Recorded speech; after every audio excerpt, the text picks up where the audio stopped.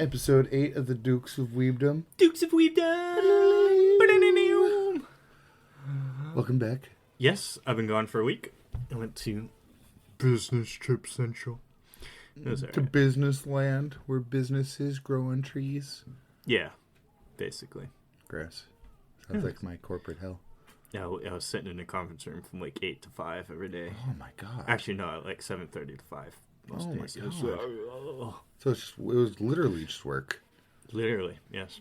Ouch. Vendors and partnerships that our company deals with and future projects and procedures and how you should operate each location. Although those downloads aren't your coworkers.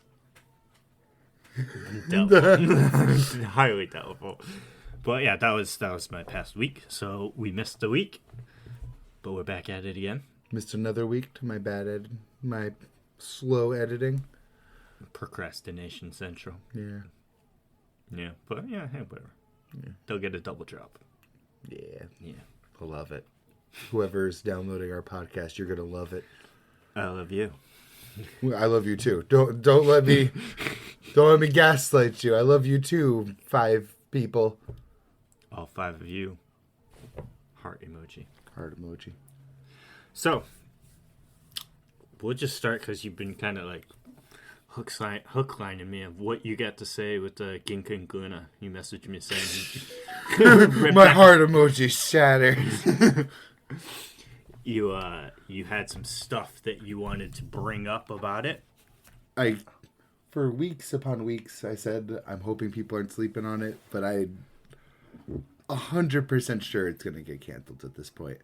Not because it's bad, but because it's rushing to a conclusion. So I think they already got the notice that, like, hey, you might want to wrap this up. Because the shit going on is, like, midpoint endgame shit. So maybe it's just going to be like a 50-chapter story? Maybe like a... What did they have? 35 chapter story. I think they're at 27. Oh, I thought you said they were at the 30s right now. They might be. Late 20s, early 30s. Let me just double check. Yeah, 27. Oh, brutal. And the shit that's going down is just nutty. The threat she's fighting is nutty. The length she's going to beat it is nutty. Her power level now is nutty. All around nutty. So completely nutty. Ending in sight. Right around the corner. It's giving me all the vibes that, like, Hunter's Guild Red Hood did when it canceled. Because it had to wrap up in, like, a chapter. Mm-hmm. That Ayashimon had to wrap up in, like, 2 chapters. It's giving me that vibe where they know it's ending soon and they're just trying to, like, push fast to, like, a conclusion. Right. That's unfortunate. It's breaking my heart. You've been hyping up, and I've been keeping it on my back burner for a little bit. But I should have read it. I think it's still worth reading. I mean, I'm going to read it. It's not like... Even if it gets canceled today, I think, especially with what they were cooking with these last couple of chapters, I think is especially worth reading.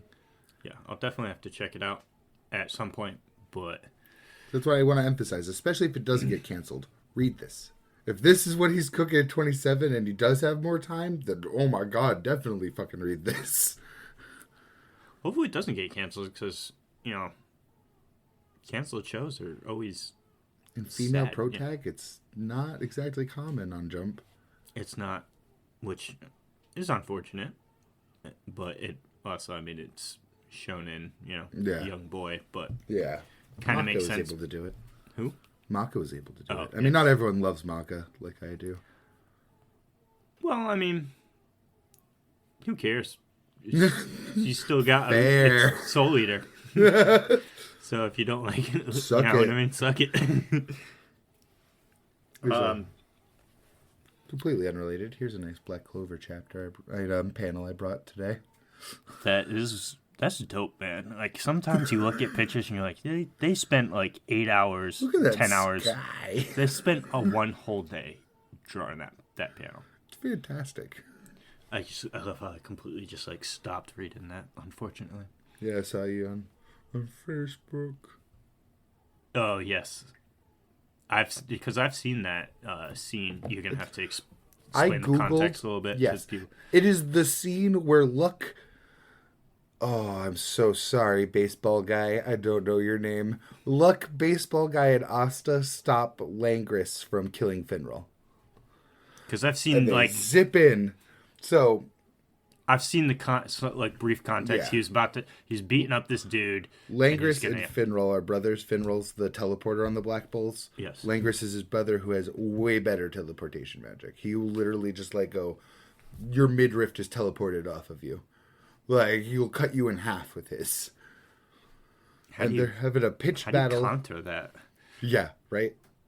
And they're having a pitch battle to decide who's going to be part of the... I'm pretty sure this is the plot of it. They're deciding through like a little mini tournament who's going to go be the main force to go stop the elves. Mm-hmm.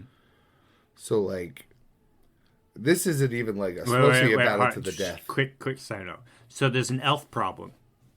So they're going to hold a tournament to decide who gets... I could be wrong about the context, too. Keep in mind. I could have some details That's wrong. The most shonen thing I've ever heard of. Actually, correction. I think it was before the elves resurrected, but they wanted to go fight the people that are going to resurrect them. Why are you wasting time with the tournament and not just taking everyone that participated in the tournament, instead just make a team of all of them and go deal with the problem, instead of like, all right, you're all going to fight together, and we're going to take the few of you that win, and we're going to go deal with the problem. Well, some have to protect the capital. All right. It's a big kingdom. It is a big kingdom. But not every... Yeah, but it's all students and stuff, like the younger generation. What about all the older people? Well, like Yami. Just leave Yami. I've seen stuff that Yami can do. He's good enough to protect the capital.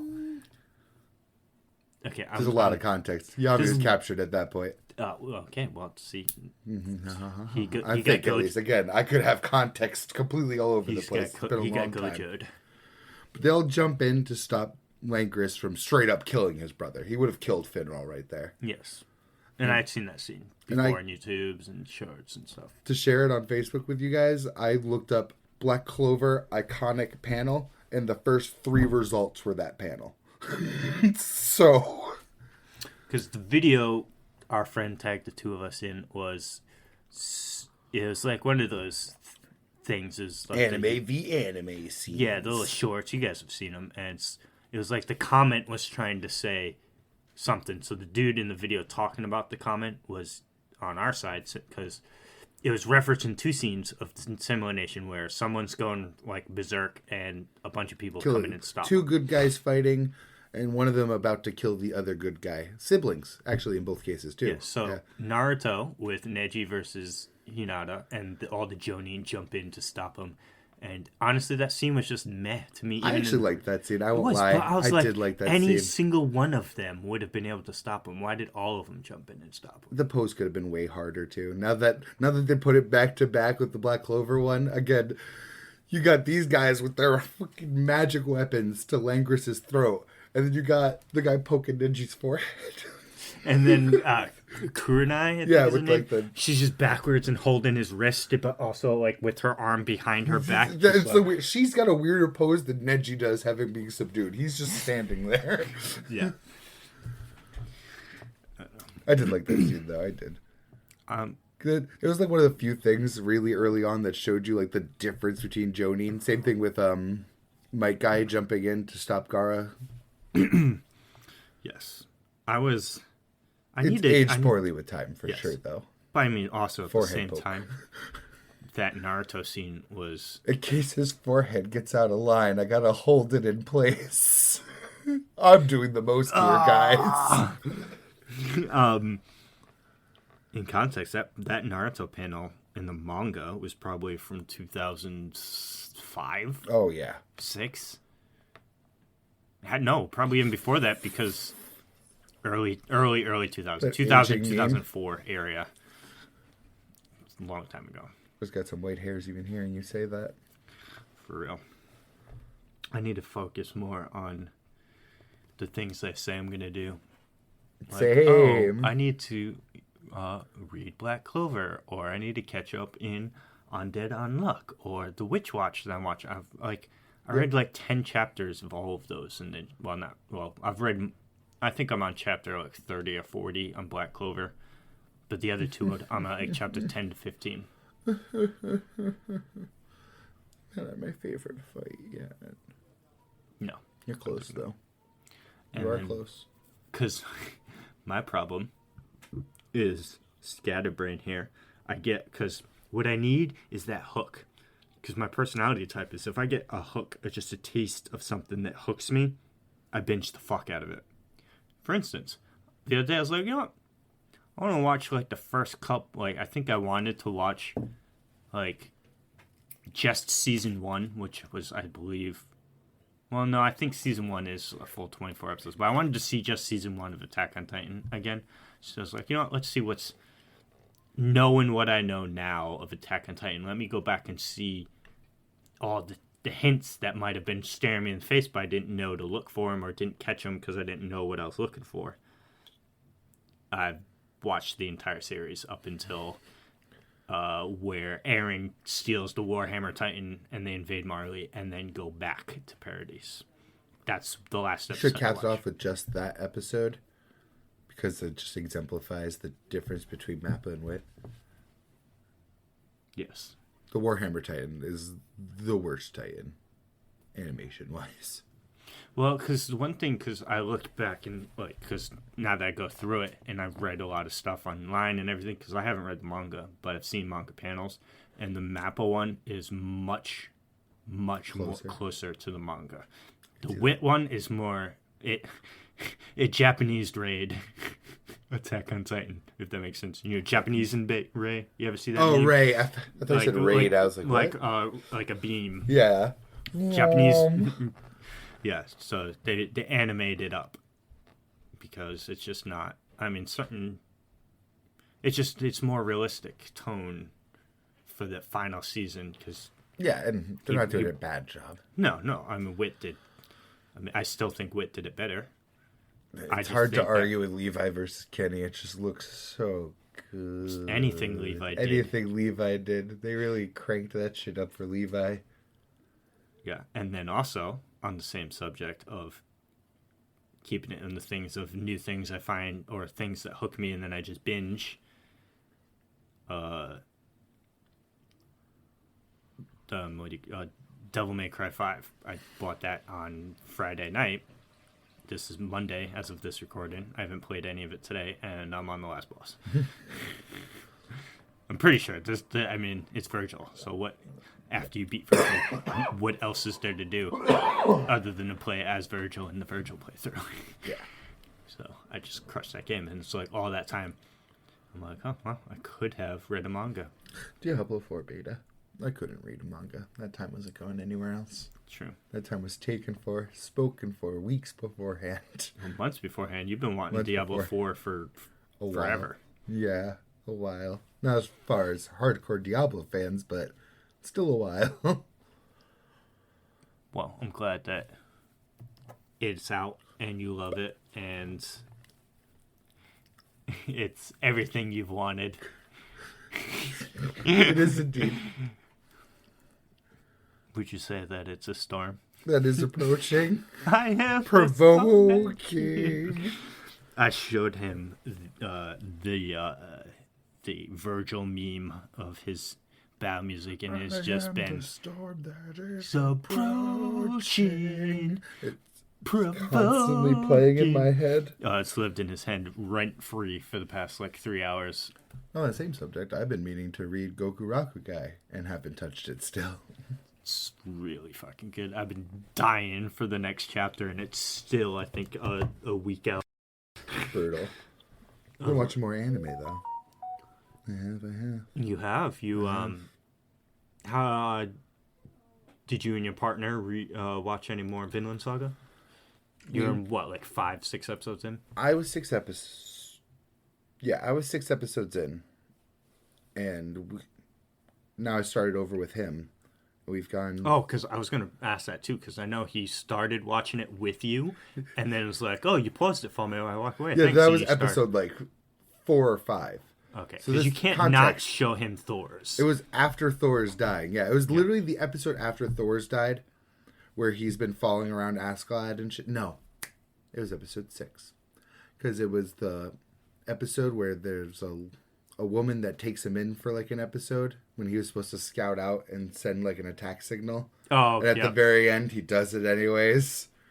That's the episode he sat down on. I was like, "You want to watch this with me?" He's like, "Yeah, sure."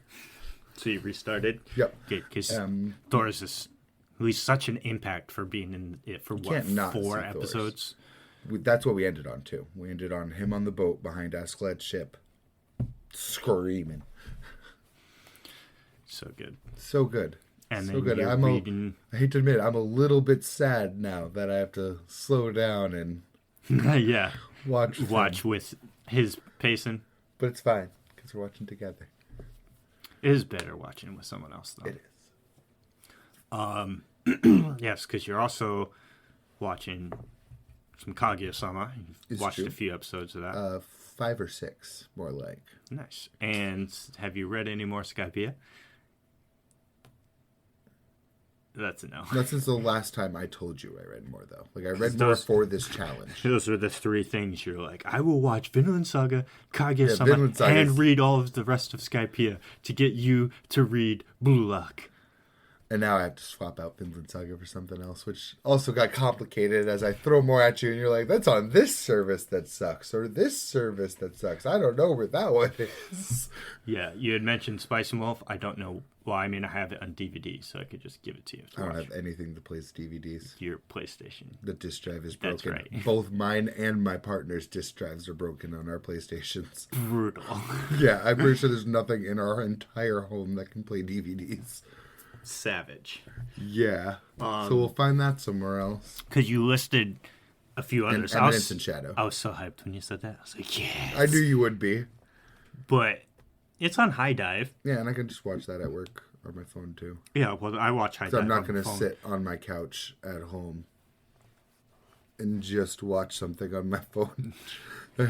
You sit there. You told me today you sat on your phone for 3 hours on Twitter. I knew it right as it left my lips. That it was get thrown back in my face. Oh, yeah, I heard that real quick and threw it right back at you. This is true. This is true. But I could scroll and listen to YouTube at the same time. It's not just one thing. And then I'm commenting. Twitter.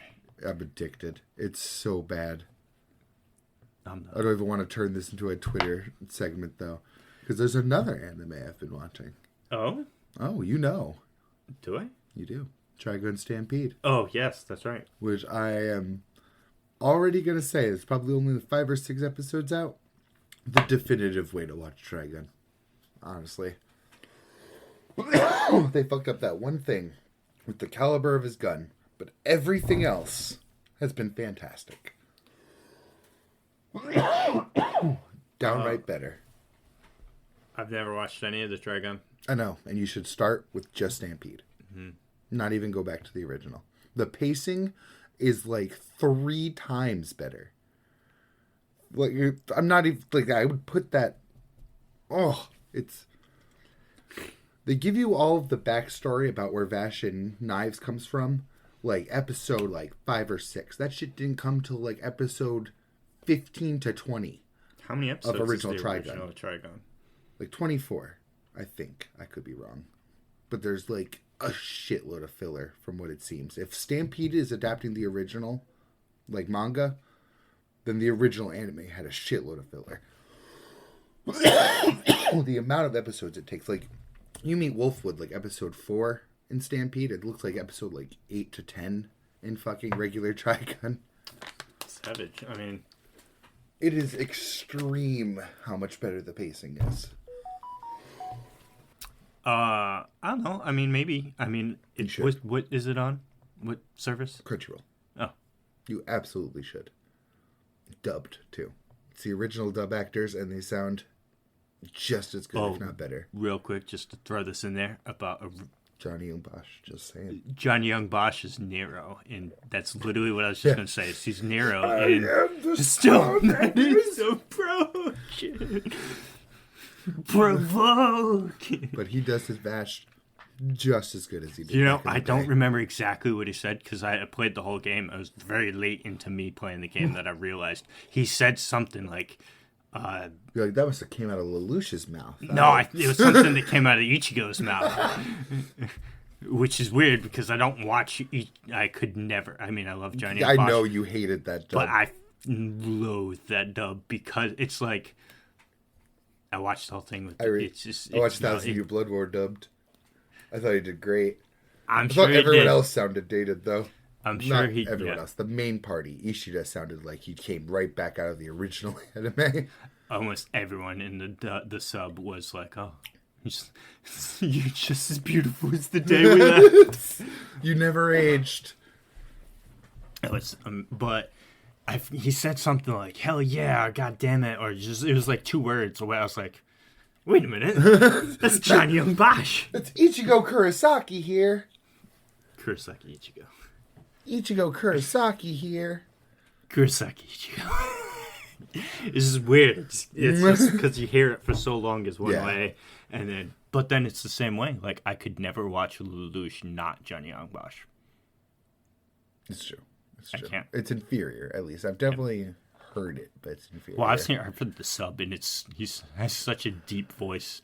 I even like Suzaku's voice actor. Like everyone killed their roles in that. Yeah, it was good. It was good. But yeah. So see, I can appreciate some good dub. I'm just very elitist on the sub side. The full CGI, just like Beastars, does maybe have a better disconnect for trying the dub too. Maybe. But it's a very not Japanese world, an incredibly not Japanese world, very Mad Max world, if anything. Actually, it's been so long since I watched it, I don't really remember, because I was going to say, I'm pretty sure I'm watching Cyberpunk Edge Runners dubbed, I thought. I need to get Netflix so I can watch that. Well, Anime of the Year. I've seen... Did it? I didn't watch any... I'm pretty sure it did. I didn't keep up with any of the anime awards or anything, because it's all of its recency bias. It's all rage-based. Well, it's not even recency bias, because they cut out the whole fucking winter season. Which makes no sense. Yeah, it's worse than recency bias. Well, it wasn't the... They cut Chainsaw Man, Bochi the Rock. There's a whole bunch of other shit. Well, that would been... That winter slapped. Well, no, because Chainsaw Man just happened. Yeah. In the fall season. Winter is December through... The winter season's happening right now. They cut the last end of the last year. All right, yeah, fall season, because winter season is the first season for them. Yeah, winter they cut starts the last late 3 December. months of last year off. Yeah, Said, so fuck okay, you. yeah, Bochi the Rock. Throw it into a trash can.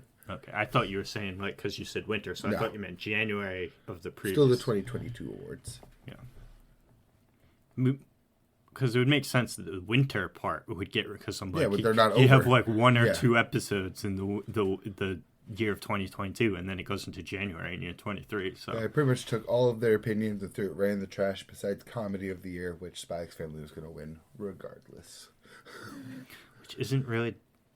It's comedy. It's absolutely comedy. We already had this discussion where I went through that whole fucking tennis match. We did, yeah. Never mind. No, that shit's comedy, man. Have you read the new chapter? It's comedy. I think so. The whole chapter's comedy. I'm pretty sure I read They built it up like it was something not comedy, but it was all for comedy. Yeah, it's not in my continue reading, so yeah. Yeah, it was the psychiatrist office. Oh, yeah. That was comedy. Yep. That was fucking... I still have 2 more pages, but I already know. Once the shoe dropped, I was like, ah. Poor Lloyd. You do need some more time in his office. I remember watching the anime with my partner. He's like, how is he keeping up in front of his job? He's never fucking there. Does he even know how to do this job? Well, apparently he does. He does. But to tie it back in, because you were watching... Stampede. Well, yeah, okay. If you have more to say about that. It's awesome. Watch it. That's about it. I'll put it on my list. Cuts a giant whale in half with a laser beam. That is awesome. I'll From put inside it. Ever-growing list. He got swallowed, so he got Pinocchio'd and then just... And you see from the outside perspective, the laser goes swoop, and then... It's so good. It's really good. It made me sit here and be like, did I like the original Trigun? Because, like, it's that much better. I'll have to do it. I have to get back on Netflix to watch Edge Runners. Same. Uncle from Another World. Not the same. Bastards. And one other. And then I can cancel I want that. to watch Bastard also. It's really good because it totally slaps you with that, like, early 90s anime. Not early 90s, like late 90s anime feel with to it, you know what I mean? Yeah. It's just, I'm digging it. I watched like I probably watched like seven episodes. And Edge Runners I watched like 4 or 5, which was really, really good. And then it's just not a single person has said something bad about Edge Runners. It's just that I'm never on Netflix. And we don't even have it. It's just to the point with me and my wife are like, we just need to cancel this because it's like which is almost sad because I've had that Netflix account active since like 2012. Damn. And it never went inactive. I was sharing passwords with all of my siblings for the longest time, and then I cut them all off. It just get ridiculous. I'd log in, and like it shows all your users. One of them looked like someone took their face to a keyboard. It was just a bunch of letters. Because it was one of my nieces made a new profile, and I'm like, there's too many profiles. It's getting ridiculous. Proliferating. Spend your own money. And I never charged them, and I was like, I should have been charging you bastards for my password. I should have a fourth thing started. Fourth one. You're watching another thing? Yes. Oh. You'd mentioned that you were watching season 2. And I stand by what I said, that it is absolutely a Yuri. It has the thinnest pretense of defense. It's just like Yuri on Ice, where like they keep just enough distance from confirming that they're gay, that they have plausible deniability. And I swear to God, Kobayashi's the same way. There's actually the line from the Giga's seasonal animes about, oh, this anime is super popular. What is it? Gay girls, ain't it? Yes. So the number one of all the polls I see is an anime that is just not that good, but because gay girls in it, it's number one, which I'm here for. And it's like they got 100% confirmation in the last episode to just start making out. These girls are gay. Well, I've never watched Kobayashi. This is the one I'm talking about, Magical Girls Revolution or whatever. It's an isekai. It also surprises me.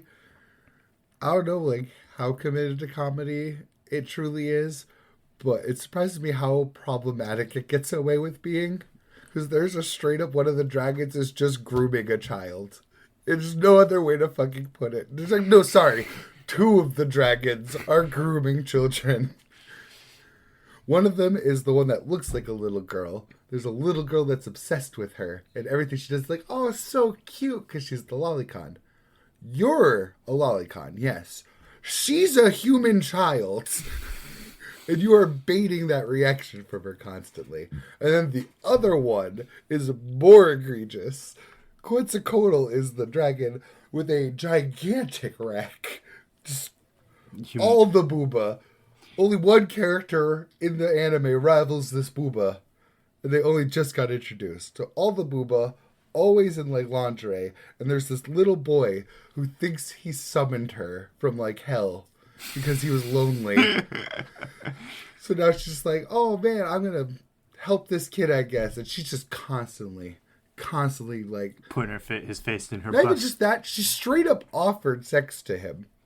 This kid is like this tall. He is an actual child whose name is Shota. This is why I'm wondering how on the nose the manga's being. Smash my face against the wall.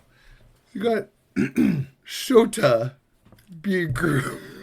I could just hear all of like my How I Met Your Mother, the glass break, all that stuff. Episode of just all the people listening to this. I think of that shattering. all the time. That was such a good concept in general. I was watching clips from How I Met Your Mother earlier today. Nice. It's such a good show. It is. We were binging that for the longest time. I did completely stop. So that I have not seen. I want to say after the Suit song. I liked the Suit song, but that was around the time I stopped. Well, we watched like the first 7, 8 seasons. Yeah, Suit song I want to say was like season 3. We watched a lot together, dude, because you were buying the box sets. I was buying the box sets. You know what else we super like off topic here? I know, but stay with us here. Another anime show that me and you were going ham on that just dropped. 24. Oh yeah, shit. I didn't even. We were beasting on that, and your parents kept commenting on it too. That we were smashing it because your dad owned the whole thing on DVD. Yeah, I did. And we were just hamming it out. We got through the first like 4 or 5 seasons. Did we not finish? Oh no, we definitely didn't. I swear we watched the bad season together though. I swear we watched like season 8 together and then started binging. Yeah, because we didn't watch all 8 seasons. I know we didn't. We missed at least 2 seasons in there somewhere. Then they came out with another season after we stopped. The season 9 or whatever it was. Where they got rid of Jack Bauer. Well, no, because when he came, because we never watched his return or whatever. Because there was one. There was a return for him? Yeah, so there was one season, so I'm probably getting seasons wrong, but say it was season 8 is one we watched, and we started from 1 and started going up. When we stopped it, there was a season 9 with Jack, and then I hear there was another season after that without. Yeah, they even like subtitled it too to like make sure that people know like this is not the main line. This is not Keith or Sutherland. Do not harass this man. But yeah, that's just the thing. Yeah, I did like that show. I don't know if it held up, but I liked that show. I don't know if it holds up either. Kiefer. Kiefer. I don't know what it is. I love Kiefer Sutherland. That's my Chris Pratt. I just think he's cool. Didn't he have some, like, legal problems, though? I have no clue. I feel like he did. Not to throw slander at somebody that may or may not have had this problem. It's just something that I just thought of. But to say my thoughts earlier, get back on the anime side of things, pull this back in. Room and children. I have some things to talk about with Blue Lock. Oh, yes. Yes, you warned me this was coming. Yes, they're not good things. They're not good things? Oh, no. They're not Source material or anime? Anime. So I haven't... Oh, hallelujah. So, speak, brother. Testify.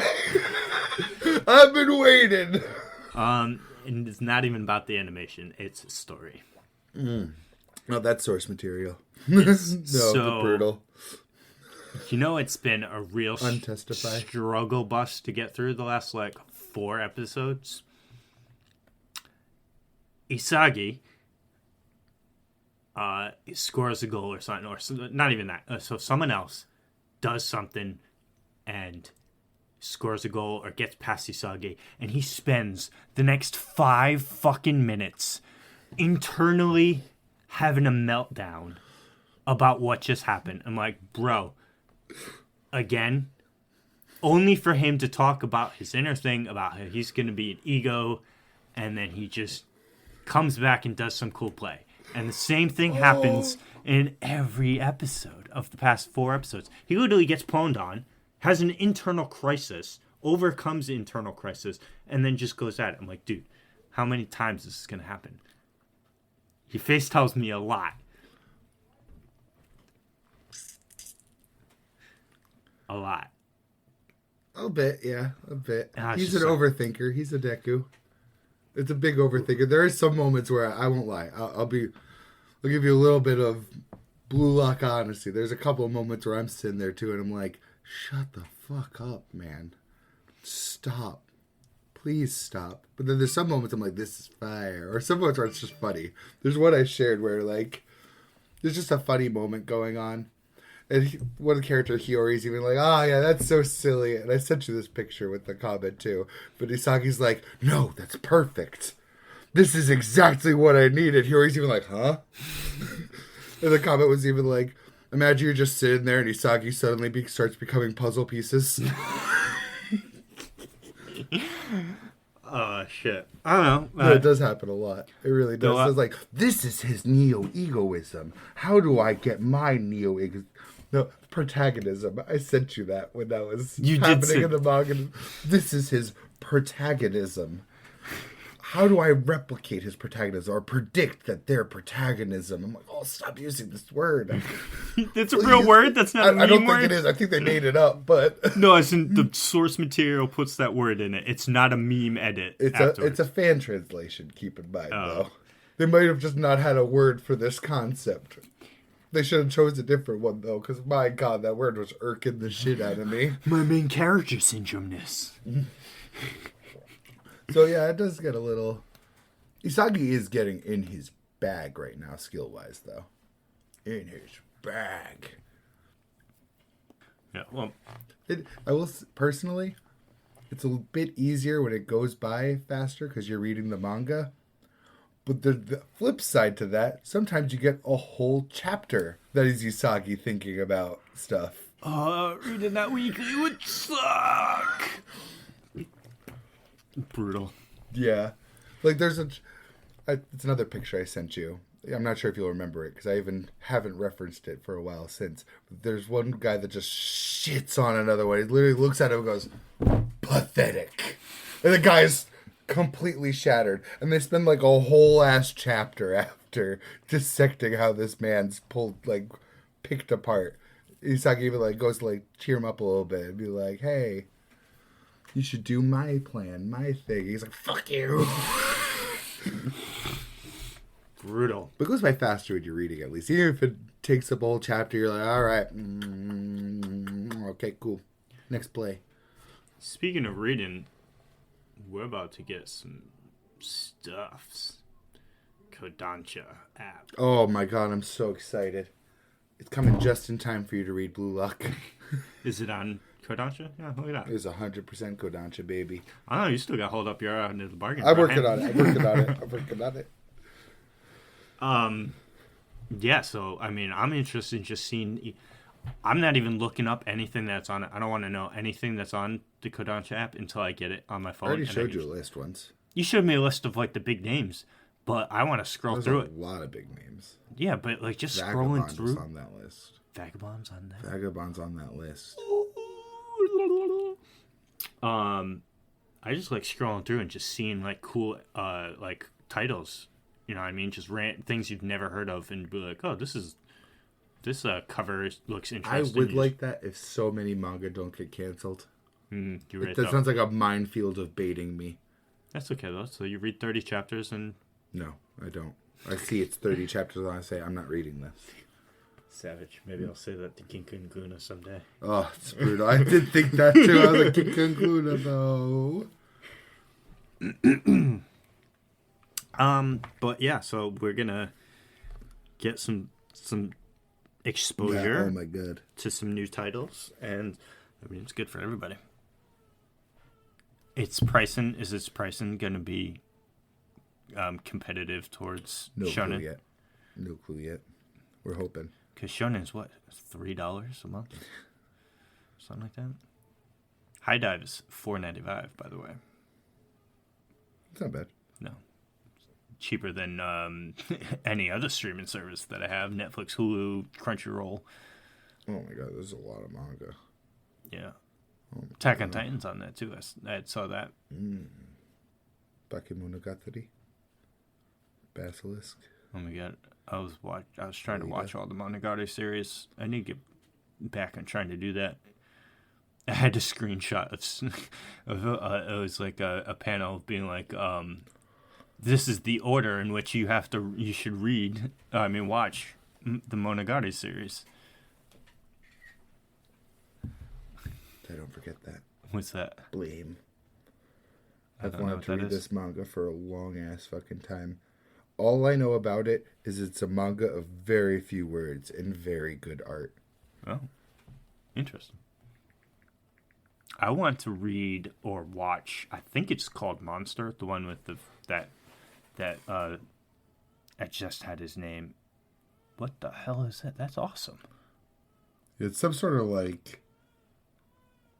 cyber dystopia sort of story. I don't know for sure at all. I literally only know it through a few panels and people saying that it doesn't have much dialogue. That's all visual storytelling. I have been so interested, but it is so expensive to buy. Johan, I think his name is. Johann Liebert. Yes, Monster, right? Yeah. Because that's awesome. Because everyone says he's like the best villain to ever villain, and I'm like, I need to see why. I do know, like, it sucks knowing the twists already to Monster, yeah. And here I am, ignorant bliss. Good. Keep it that way. Okay, Card Fight Vanguard. I don't know. It's just I'm excited for. Everyone should be excited for Kodansha. More manga for access on. I'm on page 5. I'm still on letter C. It's alphabetical. On like an official means, you know what I mean? So we don't have to deal with the ads that is pirate websites and stuff. Not even just pirate websites. I don't even like using the Viz browser. Because we didn't read Don to Don. We're each two behind because they're in our browser and we just forget to check those. Yeah, it actively hurts my viewing. I haven't read another chapter of anything in my browser since last time we talked. For sure, I haven't read another Blue Lock. I haven't read another Gachiakuta. I haven't read another Don to Don. I just don't like reading through my browser. My phone is already a limited amount of surface space, and I'm cutting it down more when I'm opening it through a browser. True that. Dododo. That's the one about the guy who has swords for arms that everyone says is super good. Yes, that's has an get called out for being a pleb, but yeah. Yes. He's when he was born, a bunch of demon. I forget what happened to him, but he it was less than that. He got like his skin, worse than his eyes. So he was going around getting things back by killing things. I don't know. We're both butchering whatever this show's about. I know you're going to hop right on this. The Fate Grand Order Epic of Remnant Pseudo Singularity 3: The Stage of Carnage Shimusa 7 Duels of the Swordmasters. Of every isekai title we've ever heard, that is the worst. It's not isekai, it's Fate Grand Order. No, I know. But like titles, I mean. That is absolute garbage. Oh, hey, Fire Force. Yes. Oh, look. Fate Grand Order. Which I will not be reading Fire Force because I do not want to get ahead of my partner. He's the one that got me into it. I feel like it'd be disrespectful. You guys anime only? He has some of the manga. I think he... Dude, I got this massive spoiler from that I didn't, because I was... Don't even... I also got a spoiler, so... I saw a clip, and I was like, oh, that's some badass artwork, but I have no idea who that is. And I went to the comments, and they said who that was in the show. So I was like, what? And I'm like, holy shit, that is him. Actually, I got another pretty bad spoiler the other day, because it was one of those, like, what anime character clears? What anime character beats this character? It was some Boruto character. And I put him up on a bracket, and one of the first rounds was Shinra, and there's so many fucking people saying Shinra clears, and one person finally was like, time manipulation, reality manipulation, and like 3 other powers I didn't know Shinra has. I'm like, what the fuck are you talking about right now? What happened? all that from Fire Feet. I think my favorite power in anime is still from Fire Force, the guy with the tuba that can freeze fire. It's just so great. Fire! Glepnir. I'm on it. What's that? Glepnir. Oh, yes. I watched that. The anime, season 1 was dope. And I was like, I need more of this. I've been eyeballing the volumes. I've been wanting to buy it, actually. I'll just start from chapter 1 and read that whole fucking thing. GTO. Great teacher Onizuka. Yes. I was just going to say something. Oh, damn it. Lost my thoughts. What were we just talking about a few minutes ago? I was angry about it, but I don't... No, we just because we mentioned a bunch of anime titles, and I was going to mention something. Oh, Fate. I'm like so amped for whatever the new Fate show anime that's coming out. That's got I forget what it's called. I think it's Fate Fake something. You just need to calm down with the titles. I don't give a fuck, dude. They can make as many Fates as they want, and I'm here for it. I'm gonna keep watching it. It's just I don't give a fuck how convoluted the story is, because I don't give a fuck for that. I'm here for UFO tables fights. That's what I'm here for. I think... And the waifus. Fate Extra and Fate Grand Order did, like, unfixable damage to my enjoyment of Fate. Especially Extra. Oh, fuck Extra. It sucked so much ass. You still didn't go and watch those first 2 episodes. I'm so sad. You know, I'll watch the first 2 episodes when you watch all of Babylonia. Because that shit is fire. I might hold you to that. You might not. You might want to take that back. I can watch 2 episodes to get you to watch 24 episodes of pure Gilgamesh glory. We'll meet in the middle and be like, so do you hate Fate yet? So do you love Fate again yet? Exactly. Yup. Shit, we switched sides. Because there's a new Fate Grand Order. I'm sure the movie's already out, but the new Grand Order movie with the round table. See, I think that's my like problem. Older Arthur and Mordred. I need more Mordred. I don't think I could sit down to watch something where I'm sitting here and be like, yeah, I don't care about the story. I don't think I could do it. I don't think I could do it. And that's how Grand Order feels to me now, because I hate the story of the game. And I, retroactively, because of Extra, kinda, hate the story of that first OVA they put out of Grand Order. Well, that OVA is the beginning of the Grand Order story. So, and then there's seven. And I bring up Extra because Extra goes into a lot of the moon cell and the thought elevator and the We pretend that Extra doesn't exist. I don't. Because there's so many Fate timelines just fuck with me. It scarred my brain. It was so fucking bad, dude. Just go with the original Fate. The three paths. I actually need to finish Fate the Heaven's Zero movies. Oh, dude. And Apocrypha. Though Apocrypha story isn't 100% great either. But it was a good show. Yes. Babylonia. Same thing as treats it the same way as Apocrypha. I don't know if I can. Their entire reason for being there is stenched in the bullshit. The Grand Order is part of the main timeline. Apocrypha was just like, alright, there's another Hell Grail world in the real world. Fuck it. Yeah, but that's in a different timeline. That's wholly separate from the original this is a simulation of the past that they go into the being corrupted, but it's just a simulation. Don't have a stroke on me here. Can you just send me like a supercut of all the good scenes? I could, yeah. It's Noble Phantasms, man. I live and breathe for Noble Phantasms. Oh, no, man. Oh, no. Come on. We totally both get behind Magic Chants. We love them. You love them and you know it. You love a chant.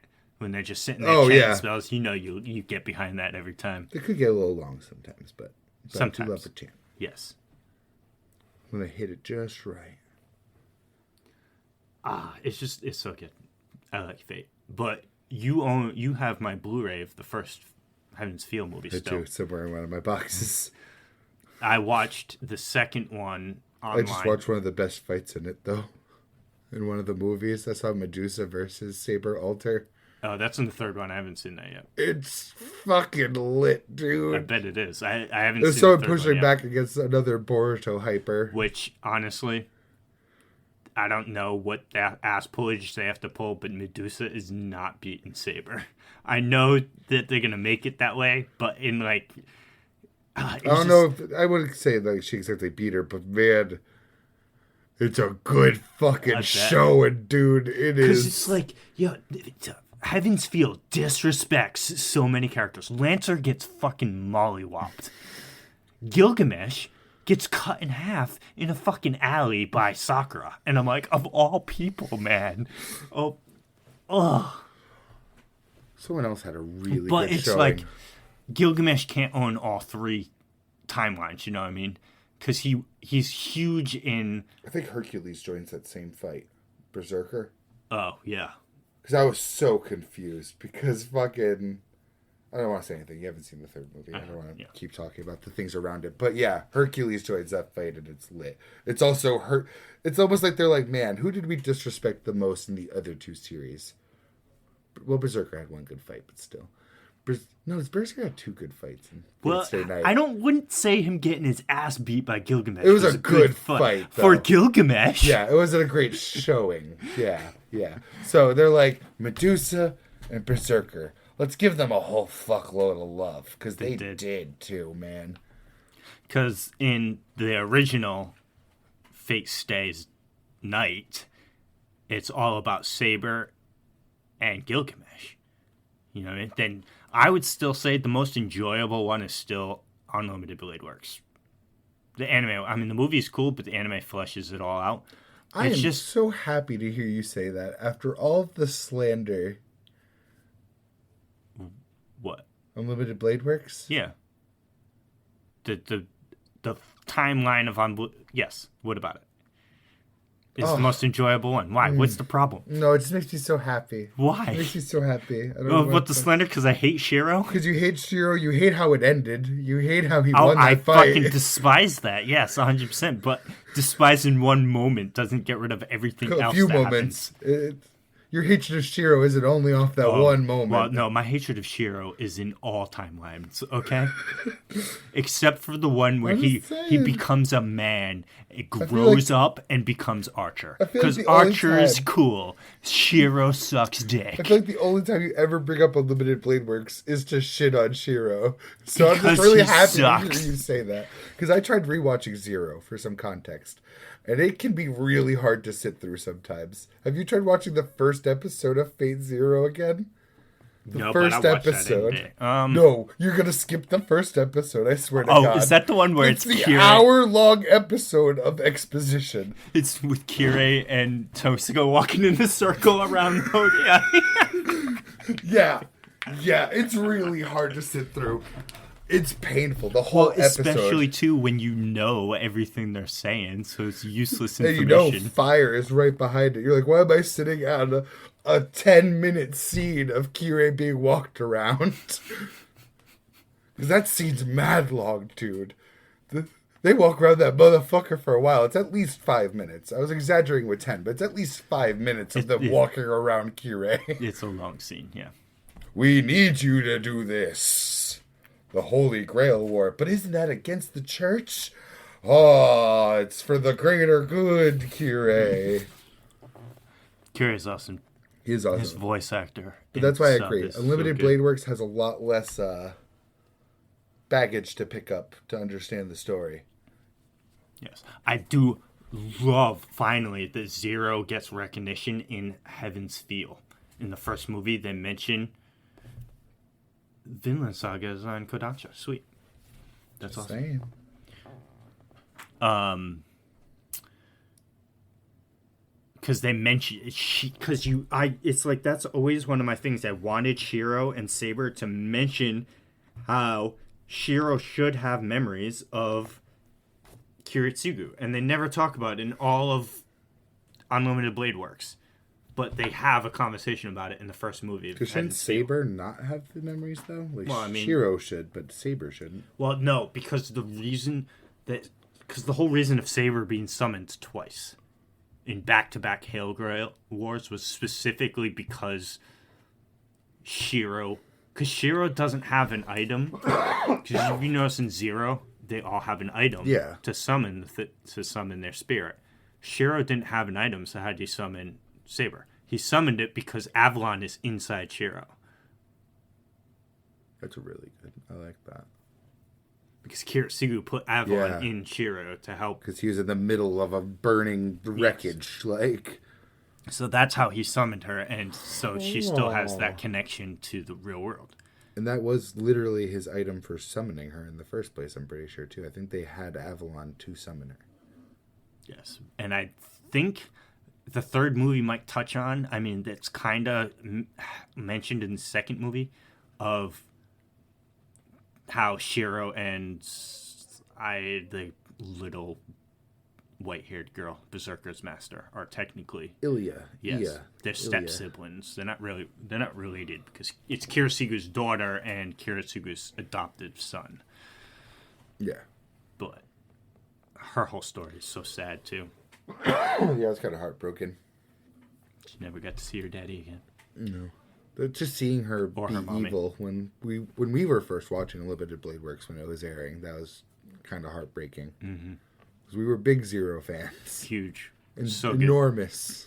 Alexander is daddy. I still think the best fight in Unlimited Blade Works is that one master who just rolled up with the hands. And just mollywopped. Beats the shit out of Saber. them. Oh my, he just rolled up and was blocking fucking Excalibur with his hands. Beating people down, These man. hands are rated E for everyone. He's giving them ghetto hands. Dude, that dude, oh, so good, that guy. And then he gets, again, Same thing with Kirei, too, because Kirei did such work in Zero. That fight with him and Kiritsugu. Oh, It's still one of my favorites in anime, period. So good. Top 15, definitely, I can say. Oh, absolutely. But then in Unlimited Blade Works, well, I mean, first off, I love Lancer, and it came out of nowhere. He thought Lancer was dead, and Lancer just stood up and fucking impaled Kirei through a wall. Gorgeous.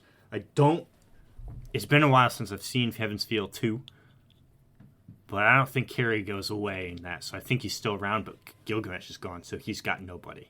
And he's just chilling. Besides his own hands. Again, know. don't underestimate his hands. When people I roll know. up with the hands and Fate, they know how Those to knives, use them. too. I don't know where he stores those things in his Yeah, sleeves, the but swords. Those Those are swords. swords. They're swords, yes. But the story doesn't Oh have... my god, when he fucking karate chops Kiritsugu's bullet and lets it shoot out his elbow in that fight. Oh, so good. But he, it's Kiritsugu not bringing his down story. a It's all skyscraper to kill one Sakura's dude. just, like, so OP, because they pull in the first one, they fused her with the Grail. She is the Grail, or the mutated Grail. So the Grail already exists in this version? Well, because it existed in the first one, too. Oh yeah, it 'cause appears first and then they fused it with Kiritsugu's wife. Weird. And then Kiritsugu had her saber. I feel like a bunch Blow of it up. shit just kind of happens in Fate sometimes. Yeah, I'm not well, gonna I mean, lie. it's fate. Is it Fate? The show. word Fate? No, the show Fate.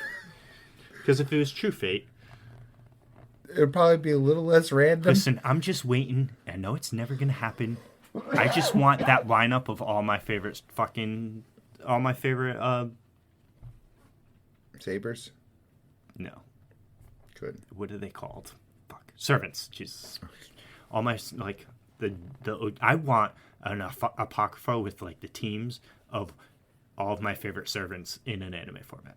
That is so fan service. Oh, it's so fanfic. Oh it's my so lord, yeah. dude. I know.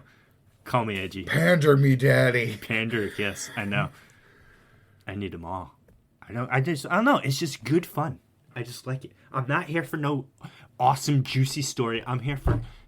I don't know, man. Beat 'em ups. Zero had an awesome, juicy story. It did, so it set me up for disappointment. Listen, like I said, if you want the good Fate story, go with Fate Zero, Unlimited Blade Works, Heaven's Feel. I was about to say, even the end The of Unlimited original- Blade Works was kind of losing me. Not in general. Mostly with, like, I didn't get the full... Sometimes I'm just stupid. Sometimes I wonder if I'm just been hit with the reading comprehension devil. Maybe. I am too, so... But I don't even really get what the fuck Gilgamesh was on about at the end of Unlimited Blade Works. It sucks too, because it's like you watch... I remember a glowing mound of flesh thing. That was the Grail. It turned into that, and he was trying to control it for something. I don't I know. hate Because this he shit already got his sometimes, wish, man. and it's like his wish was to come back into the real world, which is funny because it's like I think he got that wish from Alexander, because Alexander mentions that wish at the dining table. Yeah. And Man, he Gilgamesh didn't never respect. meant... Gilgamesh in Zero was like, he's just like, all treasures are mine, so it's just taking it back. It's mine, so I'm going to go get it. Yeah. He had no other wish. But then the one servant who gets a wish granted is him, and it's to be brought back to life. It's like, yo, your boy Alexander hooked you up with that. He gave you that inspiration. Oh, I love Alexander. He's so good. I know you do. He's so hyped. So I got you that figure. Oh, he's so glorious in all of his splendor in my figure cabinet. I don't know. It's just good fun because, like I said, you want your story, you go to that. You want your slash and beat 'em ups, you go to like Apocrypha, Babylonia. Babylonia in a self-contained thing is a decent story too. There's some good elements in there. Tear at the hot strings a little bit, and you get the good Gilgamesh, because all the Gilgamesh you see is from his arrogant days. Because the Epic of Gilgamesh, it's like you get chapter 1 Gilgamesh in all of Fate. The rest of this story arc is is the Babylonia version. Someday I'll get there. Because that's the Epic of Gilgamesh, like reality. He's an arrogant king that goes on a journey and realizes, that's not the way to be, and he becomes like a pseudo good guy. And that's what you get in the good guy version of Gilgamesh, in the hero Gilgamesh. You get that in Babylonia, because that's where it takes place, in his kingdom of Uruk. In Mesopotamia. Yes. And they're against Tiamat. And you get to see Enkidu. There's a bunch of them. Yeah, it's so good. Just all of it. So many good things. I'm not a huge fan of giant monster Quetzalcoatl is in it. Does she have her big boobies? Nope. Well, I mean... Sorry, Miss Kobayashi. Not that big, but, I mean... She's awesome, and she's got 2 noble phantasms. And they're both amazing. I love Quetzalcoatl. Such a good character. And then Ishtar. And God, I can't even say her. The Underworld clone. I also love Quetzalcoatl. Oh, yes, that one. I know her. My big mommy milkies. My tender lovey juby woobies. Oh, I need her and Shota. I really need to, like... I think I know who it is. If you show it to me, he has black hair. It's like purplish.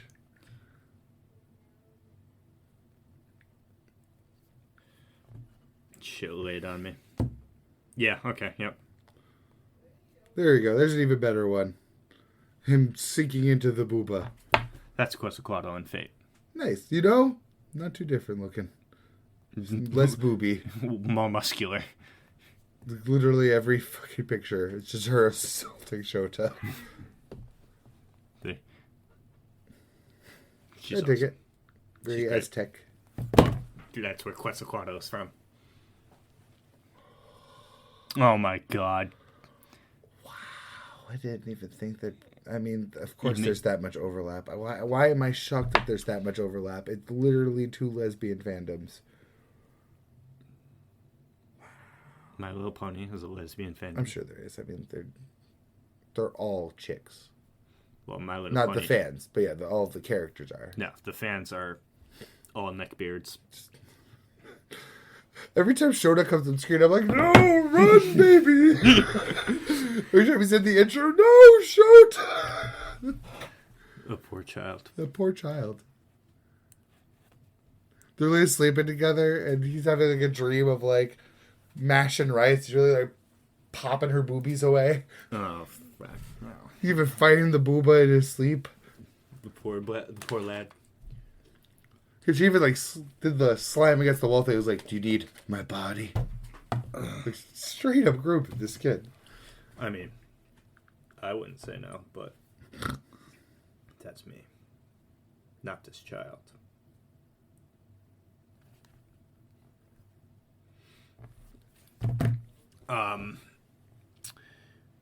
So what else have you been how do you say consuming? There we go. Sulks down below the table, puts hood on to hide. Other than Diablo.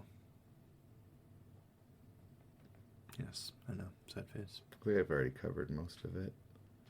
Besides, shit. I just had something to... Oh, yeah, we didn't talk about Last Chainsaw Man that we read. You know, it's been so long in this thing. The Falling Devil. Oh, yeah, and I totally thought it was going to be the Death Devil. Me too. But, I mean... I'm so happy. So happy. I also love... I knew it the moment I saw it, but there's a GIF that's just constantly been going around Twitter. Her putting the chef head on. It's time to start cooking. All over Twitter. Oh, Jesus Christ. The day of instance. What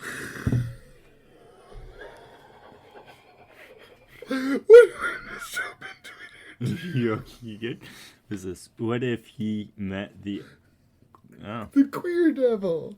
It's just like, suddenly makes Aki hot, I guess. It's is this person anime only?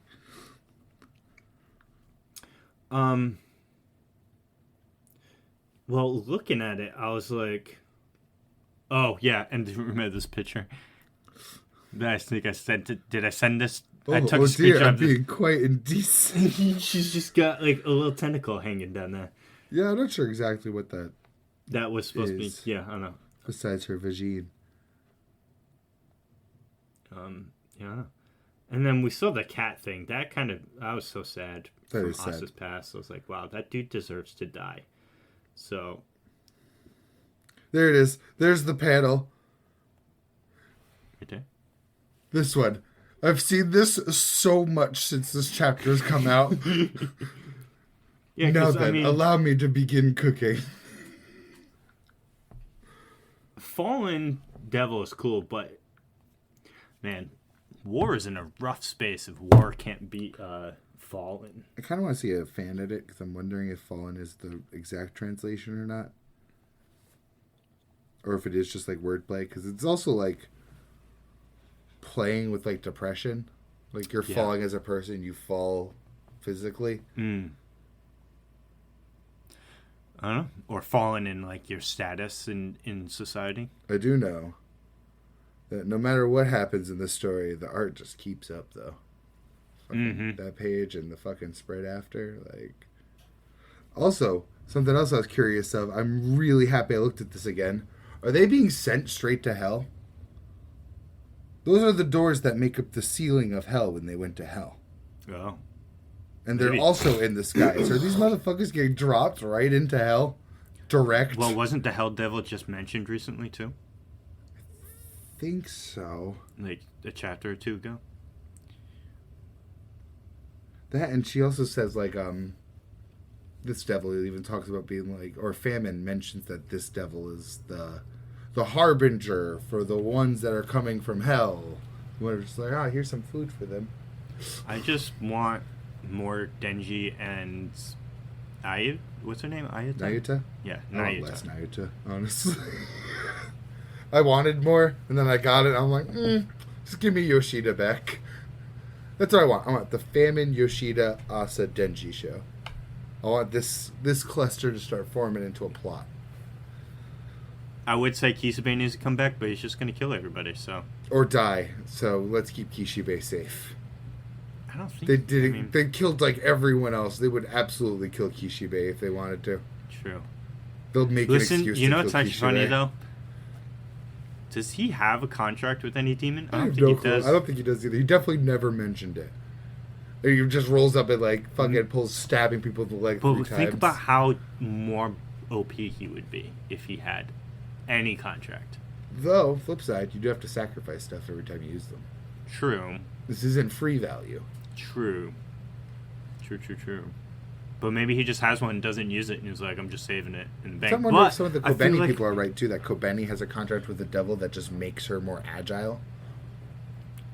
Because how fucking insanely agile she is, like, just, like, flipping over people, running up their shit, and just, like... But I feel like if he had a contract, he would have pulled it out against Makima. Yeah, especially that moment where she executes Quan Chi. That I don't want to take the blindfold off moment. Which I honestly only remember because of that Yoshida video. Once again, thank you, hiding in public.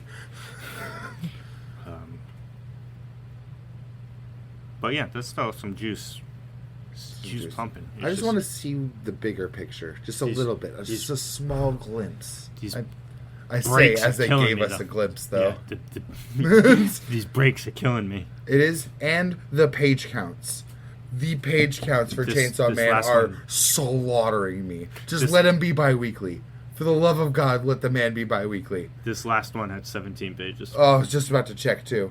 Oh, my God, it's really pissing me off. The one before that was 15, and we've had a break in between each chapter. 17, 16. I mean, the art's great. I'm not actually complaining. I'm still kind of complaining. Yeah, 120 was 15. 119 was 15. 118 was 14. You just gotta stuff some stuff in those pages because you can do it. Give this man some more time. Just give this man some more time. If you can't put out more pages, let him be bi-weekly. For the love of fucking God. And yeah, because he had the... Bleh. My brain was still on the page counts. Yes, he absolutely has been taking breaks all the time. Just let him be bi-weekly. I thought he would be. Because there was rumors in between part 1 and 2 that 2 was going to be Jump Plus exclusive, the digital. And a lot of the Jump Plus exclusives are bi-weekly besides Don to Don. Which I still... blows my mind that Don to Don can have full-page chapters with 1 or more dual spreads every week. Yeah, my man Fujimoto's serving me up 14, 15-page chapters right now with great art still, but not multiple dual-page spreads of glory like Don to Don. We don't even know what's waiting for us and what full-page spreads we're missing out. 2 chapters behind, I know I'm fed. I'm fully confident that I'm fed.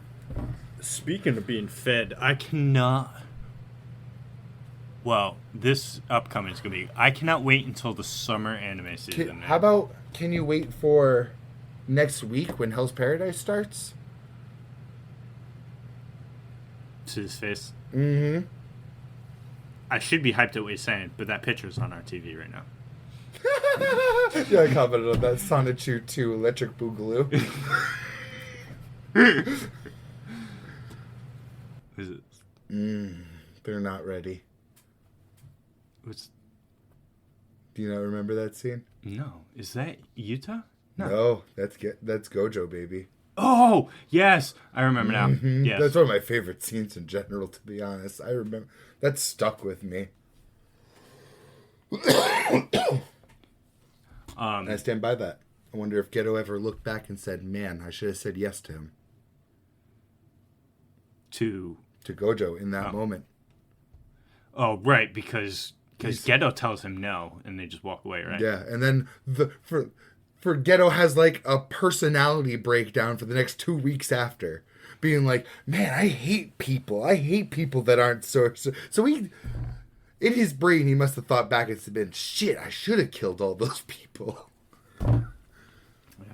Maybe Gojo would have been on my side if I said yes back then. Instead of waiting a few weeks and then Gojo being like, you're awful. But yes, so I am super hyped for Hell's Paradise and Demon Slayer to start up within the next 2 weeks. That's going to hurt its hype, for sure. I don't think so, because it's nothing else. It's the two things. You'd be surprised how many people don't know Hell's Paradise, though. Yeah, and I think this is going to be the time that's going to change that. I really hope so, man. It's so good. But so I know you've fallen off it. I haven't. I'm still super hyped for it. ReZero got announced, and it's coming back. I saw some people hyping up the trailer. I watched it, and it's coming back in, I believe, also the summer. Yeah, along with the season JJK. To watch to catch up. Yeah, I know you were losing it, but I was losing it, but not in like a tremendous way. It's not like a deal breaking kind of losing. It's just like oh man, please, can we get? Well, because that one get back on the enjoyment tracks, not even like the plotting tracks, just the my taste tracks. I guess I don't know how to. Put because I know because ReZero was one of those. It's like I need answers. So I've listened to... I don't know everything. I thought my problem was... I know a good chunk of spoilers for myself. I think this season shipped me too many questions that I don't want answers to. Again, the clone children, I don't give a fuck about. I barely cared about Garfield. Oh, so all of those people, though, you get answers to all of them in that arc, and then they move on with life. So good, because it's taken a long time. The clone children just came back into the plot where I am, and I'm like, oh no, I didn't care about you the first time. Shit. So season 2 is like his longest, maybe potentially another one and like the latest one, but season 2 is his longest death cycle because the whole season is basically one death cycle. It's killing me. And it's my death cycle. It's his hell.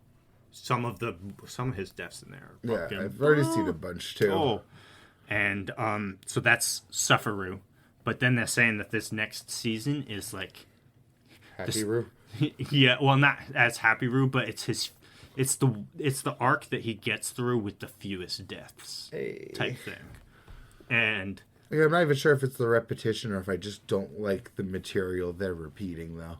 well, because my thing was you get all these great characters in season 1, but then they all go away, and the only 2 characters you know in season 2 is Subaru and Amelia. You know what? This is a great chance to actually retcon a previous ReZero opinion, which I just restated. There is one character I give a shit about in this season.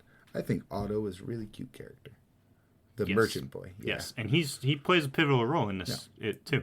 I thought that was in the correct path, cute. Like his final path. Yeah, I'm not even sure if I'm in the correct path or not right now. I feel like I don't remember. I might have to rewatch the last episode. You're not, because I'm pretty sure the correct path is all the last episode.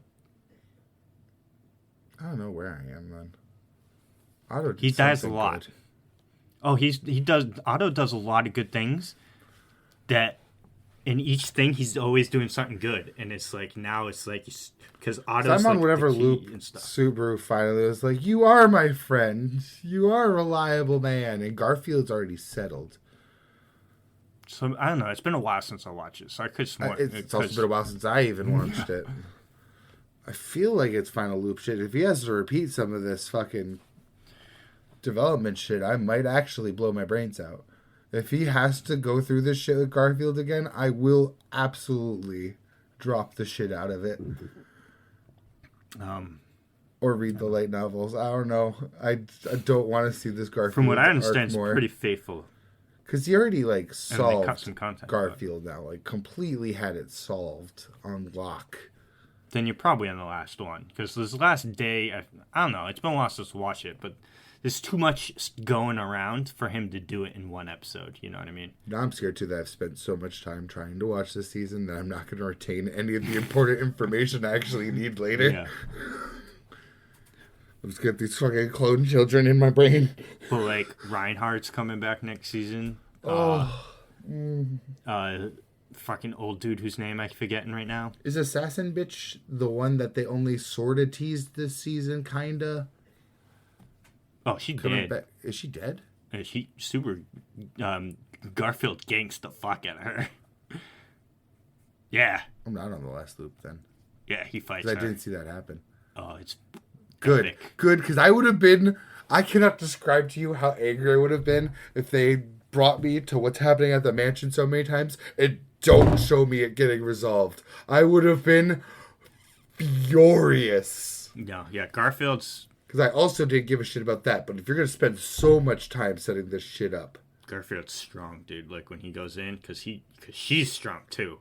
And clearly, he fights her one-on-one, and...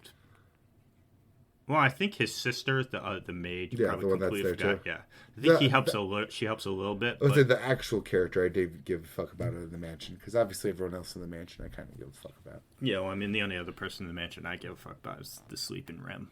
And Beatrice. Rem, yes, Rem. Beatrice. And Beatrice, yeah, okay, yeah, Beatrice too. Beatrice is awesome. So that's the kind of shit that has me going man, I do want to watch ReZero, the Beatrice stuff, and talking about Juice and the witches and I like and knowing where she falls into place to that and the Black Book and everything, and it's and I love what's up with Subaru and what's all this stuff and what's his face, the bad guy. I love him. Clown face, sexy man, hot tub. Yes. Margraves. Yes, I think that's his name. Mathers. Mathers, something. Yeah. He's the perpetrator of this whole arc. He's the one that's causing everything. And there's some juicy stuff that you don't know about that they have a conversation about. Every single best scene in this season has been the same fucking scene of Subaru and him talking. Yeah. Those are all of the best scenes in this season so far. And the witches thing. But I still think these conversations are better than the witches stuff even. So he's not... His alliances are weird. So he's not on the witches cult side, but he's also not on Subaru's side, but also kind of not on Amelia's side. He's on his own, but would support... It's almost like his own version of what Echidna's beliefs are. Yes, because he's... cultist, he's this is what I know what she wants. Yes, because he's with Echidna, not the Witch of Greed. I mean, the Witch of Envy. The one that I swear to God is just Amelia. I swear to fucking God it must be. Well, she looks a lot like her. She looks a lot like her, and it would just make some fucking sense, too. It's not her mother, though. It's almost like a world where she didn't get to be with Subaru anymore. It's almost like one of the Amelias that got abandoned to a dead Subaru. So, because that... Did you see those scenes? That's one of Subaru's death cycles where he sees what the aftermath of all of his most prominent deaths were. Mm-hmm. So... That's part of what implanted that seed in me too, and then seeing her just like Amelia. That would make a lot of sense because Subaru's powers isn't a reset. It's more like someone. I saw a comment somewhere. Someone said it's like it's that one Rick and Morty episode with Morty. Where he dies, where he takes the place of another dimension, pretty much. Yeah, but that dead Morty's reality still existed. Mm-hmm. So it could be that. I forgot what they called it. Prestige. Yes, that movie is. I've never seen that movie, actually. It's amazing. I'm going to watch it now. Hugh Jackman and Christian Bale. I'm definitely going to watch it. It's amazing. The Prestige, Morty. It's the Prestige. That's literally what I think it's in reference to. Is that movie? To be honest with you. But so, because the Witch of Envy. Satella has a split personality or whatever, so something happens to her witch's pact, because all of them have their own their pact, which is their ability or whatever. Satella wasn't compatible with hers, so it split her personalities to make a complete other entity. Because the witches are cool with Satella, but they're not cool with the Witch of Envy. That's what they call the other one. And the Witch of Envy, the other personality, is the one that killed all of them. Oh, shit. Yeah. The one that ate them all. I don't know if they ate them, but... I'm pretty sure she ate them. That's fucking dark. Cannibalism. I remember, right. I mean, I also could be wrong, but I'm pretty sure she ate them. Well, she couldn't have, because Echidna's real body is in the sanctuary. It's also true. I'm sure there's some bullshit they could rope around for that. Ate their essence, maybe. Their contracts gained the power or whatever. Their packs. So, I mean, that's actually a good theory. I don't know, because I don't think... It just struck me so hard as that, because, the way she's so sad and obsessed over Subaru, it makes me think. Because it also... Because Amelia... You wouldn't get that obsession just watching you from across dimensions. Because then Echidna would have the same thing, because Echidna's been watching all of Subaru too, because she's seen all of his deaths. When he talks to her and tells her about the thing, she's like, I know, I've been watching. I've seen it all. So she's seen everything Subaru went through. But, because it makes sense too, because that one death cycle that Subaru comes back to the sanctuary to find Amelia, and she, lost her mind in the trial. Yeah. And she was crazy, and she tells him, I love you. And he's like, that's not how I wanted to hear it type deal. So... it's very possible that she just lost her mind and went crazy. And because he has no memories of ever... Because she even says you went... Because they meet each other in season 2 in Echidna's world. And she says to him... Yeah, I saw that scene. She's like, you need to love yourself and take care of yourself. Yeah, and it's like, you were the one that showed me the light, and you showed me this. And he's like, I don't remember any of this, bitch. I'm telling you, man. I am telling you. I don't know how that makes sense with time travel continuity sort of shit. Because then she's completing the loop that brought Subaru into the world to break her heart to begin with. Right. If she's the one that brought Subaru into the world. Well, she might not even be, too. She had something to do with it, because it's Return by Death is her. Yeah. The grip in her, it's her essence that does it. Everyone says she stinks like the witch. He's somehow related. Witch. Yeah. The many. You know what's funny, though? The most interesting parts of All of ReZero, I think I've mentioned this to you, is the different paths that the author writes on Subaru's birthday every year. He has a path for each of the 7 cardinal sins.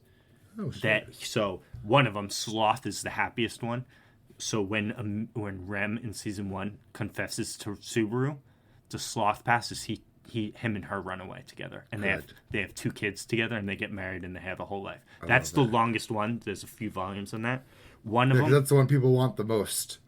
They said it too. They listed it all out. So one of them, he becomes king of the country, because that blonde girl in the royal selection. Yeah, the crazy bitch. Yeah, he marries her in one of them. In another one, and then she wins the selection. In another one, he's a serial killer.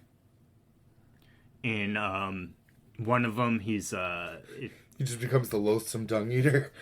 Yeah, so, like, dude, let me see if I could find a quick summary of this. I do want to know what the fuck Echidna wants and what the fuck Margraves wants beyond just conditioning Subaru. Well, I think what Echidna wants is pretty much stated when she asks him to join her. I don't know if you saw it. She straight up tells him something, and I forget the details, but she wants Subaru to form a pact with her. And when she kind of goes off like crazy about it, and like the things she wants from Subaru, but she was saying, "I will tell you how to like." She's like, "I'll tell you right now how to fix this whole thing, and I'll give you all the information you need." That's a little fucked up when it's her follower causing all of it too. Well, it's Margaret's, but yeah. Yeah, her follower. Ooh, fucking. I also just saw the Amelia flashback. Back to how she lost her mom. Oh, yes, but it never shows her mother. But I watched a theory video of anime onlys and some with or her aunt or whatever. It was her aunt. That was her father's sister, I believe, because she gets her appearance from her father's side. Because the theory, even in the light novel people, because even in the light novel, it's not told where their parents is, so far as I know, unless one's been released recently. So much longer this roller coaster is gonna go. People highly think that it's the Witch of Love that is Amelia's mother. Oh, the blonde one, the one that can't hurt you physically. Yeah, but she punches you. The cutest one. Yes. Let's. I want to know who that bitch that looked like her was, though. That evil bitch. So, Sloth, both of them run away, find a wolf-based demi-human who shows up in some other things. They marry each other. The story takes place to focus on Subaru's pain on leaving behind those he loved and him starting a new family far away from Amelia and the rest of the mansion. They have 2 children, Natsuki Regal and Natsuki Spacia.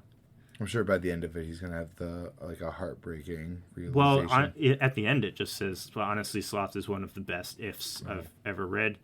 Pride. I imagine getting a letter that Amelia died somewhere. Probably. Well, she probably ended up. They probably all died when the witch cult attacked. Yeah. Because that's before he goes back to the mansion. Causes another storm and everything. And then Reinhard comes and kills Puck. Yeah. So that's basically probably what all happens. The Pride one, point of divergence, is when Subaru first enters the world and is trying to stop Elsa from killing Amelia, but instead of calling for help, Reinhard never shows up. He continues to die at least 88 times. I remember this. Subaru returns by death for the 89th time and meets and kills the trio. Isn't Pride his sin contract too? Like, isn't he the sin of Pride? I think so. The sin archbishop of Pride. I mean, he plays off to the one Betelgeuse that he is because he has. Well, I think Betelgeuse told him he is in the first place. See, it's so long, and instead of rewatching Attack on Titan, I need to rewatch the whole Sin Archbishops thing got me confused too, because then they threw in 2 more right at the beginning of the fucking season. Well, there's 2 more at the end of the season. Oh god, is it the same 2 that the season started with? Maybe it's those 2. One in a white cloak who is retarded strong. Who's also in the flashback. Yes, with Pandora. Yes. Him and one other are in the next season. I saw them in the posters. He kills the trio, the 3 that at the beginning, the little girl. The ones that jump him. No, oh no, the I forget the name. The big guy, the one that Elsa attacks and kills. Yeah. The one that stole Amelia's pendant. He then hides their bodies and makes his way to the pawn shop. Subaru becomes Pride in this route by. I don't mean the Target book meaning. I'm talking about pride in the way of not caring who dies to reach one goal. I guess he... Is that a way to look at pride? I don't know. Little incarnation of loneliness really is. Utilitarianism. Greed. Point of divergence. This point of divergence contact the contract Echidna offers him. The which were late, and thus Subaru is now a doll that Echidna has fun playing with. So yeah, it would not have been in his favor. No, it definitely wouldn't have been in his favor. The story opens up with Subaru waking up to being knocked on his door. By now, Subaru has died at least 100 million times. And yeah, it's basically a day in the life of Subaru Natsuki, but with lots of deaths and lots of depression. He's desensitized to death. He dies for the pettiest reasons. He literally dies for correcting the smallest mistakes. Subaru is basically an emotionless monster. Wrath, point of divergence when Subaru debates whether he should jump off the cliff or accept Beatrice's help. He decides to take Beatrice's help and thus hits Ram on the head with a rock. When he is teleported, it's basically about Subaru creating a criminal organization called the Pandemonium. It's the same as Kashinuru, depressing, but everyone except Haribel, Celius, and Subaru is depressed. And yeah, Subaru kill count is in the highest here. Yeah, this one's where he's like a mob boss, and he just goes around fucking murking everybody. That's a weird spot for the divergence for that. I'll let this gluttony. I want to mention lust if it's because it's lust if because it's disgusting. May or not have told the Q&A in the last real lust if may come after Art 7. So there's a few that aren't in because, like I said, the author does them like on a whim. Well, on Subaru's birthday every year, he like releases a what if situation. Plus, he just goes banging all the broads and then dies so that they don't remember. I don't know. Lust would be see if it's. Just type in lust if. Oh my god, what is this? Oh, this is literally, I got the whole fucking God. The light novel or whatever, the small TLDR, literally. I know, right? I was just hoping for a little blurb. Yeah, I don't know, but like all the ifs are just interesting to me. Yeah, but whatever. I like ReZero. I'm hyped for it to come back. It's been a while. It's always got a I like great parts of production. ReZero. I just feel like it doesn't give me my favorite parts of the season. Yeah. I could just be ADHD, give me more, give me the good stuff. But there's just so many characters I didn't give a fuck about. It's hard when you go through the first season and you get so many great characters. That I give a fuck about all of them. And even the guy that kills the whale. His name, the old guy, he's come back.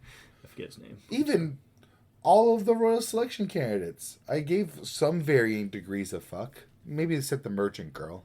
I need some more, the Felix. Yes. I don't know what it is. Felix and Krush. I think Krush is her name, the green-haired one. And, what's his name? I just had it. I'm talking about the spirits guy that beat the shit out of Subaru, but then they formed a friendship. Yeah. Celius? Did we just become best friends? Yeah, we did. Well, it's still, to me, the saddest death is when he had to kill Subaru in the forest. That was sad. That's such a brilliant way to like show how he was changing towards Subaru too. Because life, especially in that death cycle, he won. He got everything good. He was just about to go walk up to Amelia and rectify it by talking, and then Betelgeuse takes over his body, and he has to run away, and then Felix. This is why I want to know more about Beatrice. Beatrice knowing so much about Betelgeuse was such a I want to say red flag to me. Well, that's because I know she has the book of everything. Which is blank. Yeah. I don't know if you saw that whole thing, but yeah, you just gotta. I mean, I understand that his death cycle is very long, gets repetitive because there's so much information that Subaru has to get in pieces, and then the final one where he gets through everything gets taken care of. But we can finally move because I feel like season 2 was kind of a divergence from the plot because all this was the whole thing was. Fucking Kefka looking guy. Forget his name. We just talked about keeping the plot hostage. Yeah, because he's like, I need to figure out because he knew Subaru had an ability to fuck with things and alter things. He just didn't know what the the details of it were. He knew about return by death, but didn't know death was the trigger or what. I forgot how he figured that out. I think it's written in his book, to be honest with you. Of course it is. Not to piss you off. Everything, everywhere, all at once. I forget how he figured but he doesn't know the deets. I love those conversations, though. Those slapped, man. Just Marcus sitting there, or Mathers, whatever, sitting there just smiling, not wanting to give anything up, waiting for Subaru to give him an inch every single time. Where is he at? Mm-hmm. Where is he at? Just say one thing that tells me where you're at. That's where you're at. You're not quite where I want you to be. Die by rabbit. But he does, because again, he thinks that Subaru has to activate the ability to do it. He doesn't know that killing him would do it, because that's why when he beats the shit out of him, he doesn't kill him. He doesn't just kill him outright. It gets straight back to the goal. Because he thinks killing Subaru would then be bad. So he wanted to press him. Yeah, press him into using it. Killing him's the last thing he wants to do. Because then he thinks it's over, you know what I mean? But I don't know, I like ReZero. The fact that he's willing... I mean, I knew about this scene way, way before I even watched it because of Nux, but that scene where he's like, another me will pick up the pieces after you restart. It doesn't matter. He just, like, gives himself to the rabbits. Fucking cool. Savage. It's so fucking cool that those rabbits were made by one of the witches. Yes. So fucking cool. In a very twisted way of being like, I'm going to help people. Because she's like, it's a reflection of her own insatiable hunger. But then she's like, because the whale and the rabbits are Gluttony's creations. I forget her purpose in the whale, but I think both of them were food sources. Because they're like the bunnies. I'm pretty sure there's a third one too. We just haven't seen it yet. I'm pretty sure she made 3 monsters. Yes, I think you're right. We just haven't seen the third yet. Well, I think actually the third is the one in Amelia's flashback, whatever that fucking slime monster thing was. I could be wrong. I don't even remember that. Yeah, there was this giant fucking black ooze. Wasn't there? Maybe I'm thinking of something else. I straight up don't remember that. Yeah. But again, I was far beyond eternal. I actually really liked that flashback, actually. Amelia's flashback? Yeah. That was good. I don't know what's up with Pandora, but it was a good flashback. I don't either. I kind of looked up... I think it's hilarious that Pandora wanted her to open something, though. Really funny. Really right on my nose. Really just balancing it there. Pandora is, I believe, I wonder if there's something good or bad behind the door. I wonder. I think she's like the top 3 strongest characters. Because the top 2 would be Reinhard and the Witch of Envy. But even the author has stated if the 2 of them got into a fight, it'd be a stalemate, and neither one can kill the other. It surprised me Reinhardt's that strong. Dude, I read because you don't really get into what he's all about in the fucking season 1. But then I watched a video of a guy talking about it from all the light novels, and the amount of hacks this dude's got. He's got an ability that reses him once in his life, it's a one-time res, but then he has another, and it's like I think a rare chance to happen even. So, but he has another ability, like a luck stat, that boosts that. So if he were to die at any point, that ability would instantly just res him. And he's unkillable. You said luck stat. I know. That was my way of... Okay. That's not exactly what it is. That was my way my frowny face, immediate. That was my way of trying to explain it. But okay. He's got fucking contracts and, like, enchantment stuff and, like... He's just broken as fuck, dude. He is beyond broken. So it's like Gojo having the eyes and Limitless and Curse Spirit Manipulation. Curse Spirit Manipulation and Tengen's shields and Cursed Womb and he can copy like Yuta. And he can copy like Yuta. Yeah. He's got that's Reinhard. He's got everything in the book. He's just got that, you would think like a Shining Paladin, the stereotypical hero, OP hero would have. That's what Reinhard is, because that's what his character embodies, is that type of thing. I am the hero. And I'm just like, damn, dude. Got enough stats in the book? It's ridiculous. Like, that dude would fucking solo most anime verses. Like, no joke. Just from the fact, that you wouldn't be able to kill him. Dude's literally immortal. I think the only way he could die at this point is old age, and then even then, I think he would get through it. Survives at old age. Oh, no. Every day I wake up. Oh. Reinhard. He is. The storm that is approaching. Oh, it's out of my head. Brutal. But yeah, we got Hell's Paradise, Demon Slayer, the two notable ones. I'm sure there's plenty other good ones that are coming out within the next Reincarnated with my water bottle. Ooh, yay. Reincarnated as a vending machine. Oh. It's a real story. I know it is. It's sad. I've seen the promotional art. It's a sad day. It looks bad. But anyway, and then we got ReZero, JJK, and I feel like there was another big hitter coming in summer. But Bleach is coming back, yep. Yeah. And maybe another episode of AOT. No, I think that's not until fall. Oh, AOT fans starving. Listen, we just got a bomb ass. Yeah, and it's gonna have to last them 6 months. Yeah, no, tell me about it. But the next one if they pull a fucking thing, because there's got to be that's not approaching. Yeah, the rumbling is not provoking. The rumbling is slow. But because I saw there's some scenes of the rumbling that weren't shown, and where the rumbling is, it's in the final battle stages, so there's no more rumbling to be had. Yeah.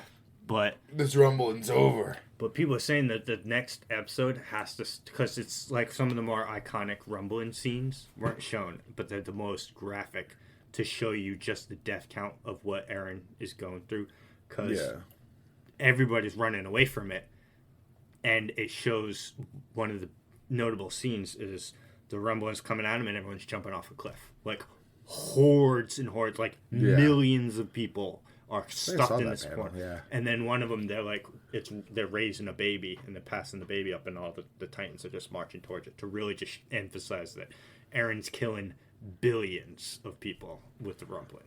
And that didn't get shown yet. And people are saying that it might just like a quick overview of the first few minutes of the next one, just remind you, hey, yeah, by the way, this is what Eren's been doing. Killing people. Freedom. Yeah. The one dude that's not free is spouting about freedom. I also totally got another fucking spoiler, I think. Welcome. It's a brutal one, too. I was like, because everyone's like, oh, the bad things Eren's done. And I'm like, if this is true, this is going to top the charts. Not really, but more of what it implies. Because it's like, oh, you killed this one person. But killing one person is more than those billions over there?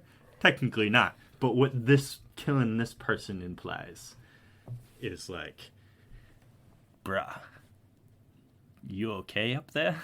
In your brain, dudes? Historia? No. Historia. I just wanted to shoot my shot. No, I don't think anyone else that is still on the island will die, because there's just not enough story left. Other than whatever happens with aerial bombardment, apparently. I don't know how far into the future that is. I think that's modern times. I think that, from what I've gathered, I think that scene is just to show that Eren didn't accomplish anything.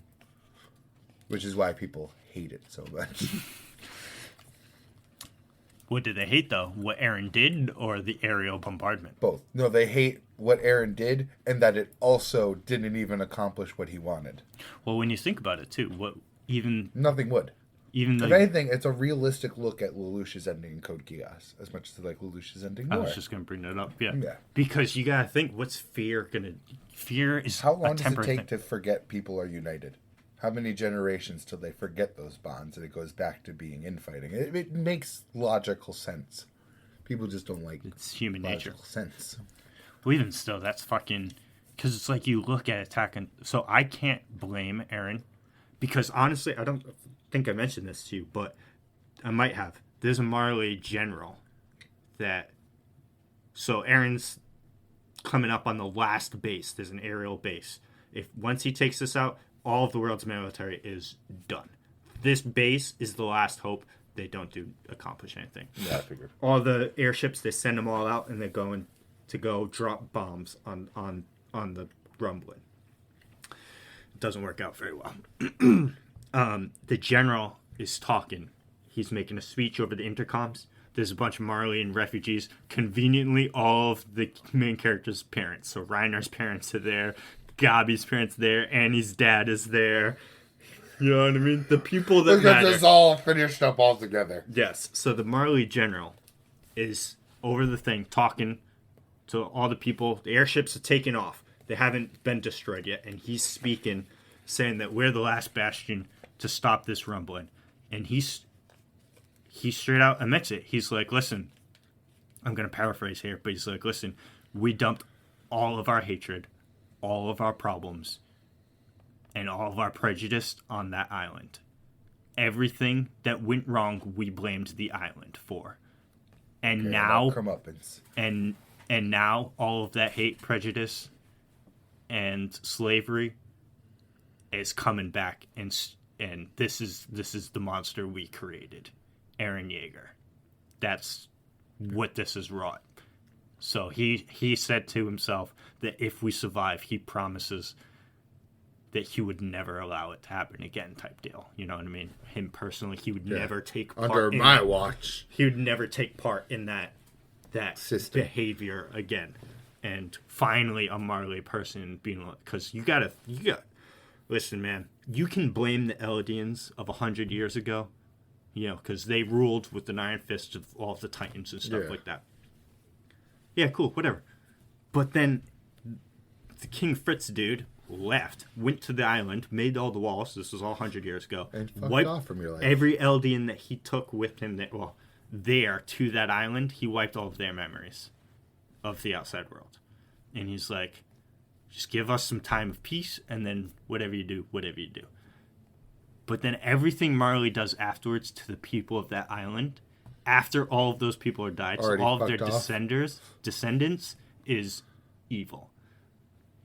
Eren, as a child, is not a devil child, deserving of watching his mother getting eaten by a giant monster. No. But none of them deserve giant monsters roaming around eating them. Yes, but Marley, in their minds, thinks that that's okay, and that I mean, they kind of lost that point when they started injecting them and shooting and kicking them down into the island. Yeah, so it's like, bro, Marley, you had what's coming to you, but the rest of the world... Yeah, there's perfectly countries that aren't even allied with Marley in there. Well, as soon as they heard that Marley lost some Titans attacking Paradis, going for the Founding Titan, and they lost some of their Titan power, 2 nations allied together and went to war with Marley. That's all. That's what the war is at the beginning of season 4. When they're like, Titans are getting a little outdated. And honestly, the fact that happened was a godsend for the island, because if the warrior Zeke and Reiner and the Cart Titan came back, they regrouped for a few months, and then Marley decided full military force, go after the island's fucked. It's only that Marley was distracted for that long to let them build up their military. Yeah, so there's no blimps and guns coming at you, too. And then for Eren to touch Historia and see, oh, wait, I have to commit mass genocide. Shit. How am I going to do that? And he rumbling. And I don't know, it's just rewatching Attack on Titan, like I touched on briefly earlier. Season 1, a lot of hints of the mysteries of who this Titan is. There was a straight up scene. No one would have seen it. I wish that I could look. I'm sure you could find a Reddit thread of it somewhere, but you'd have to do some serious searching. Yeah.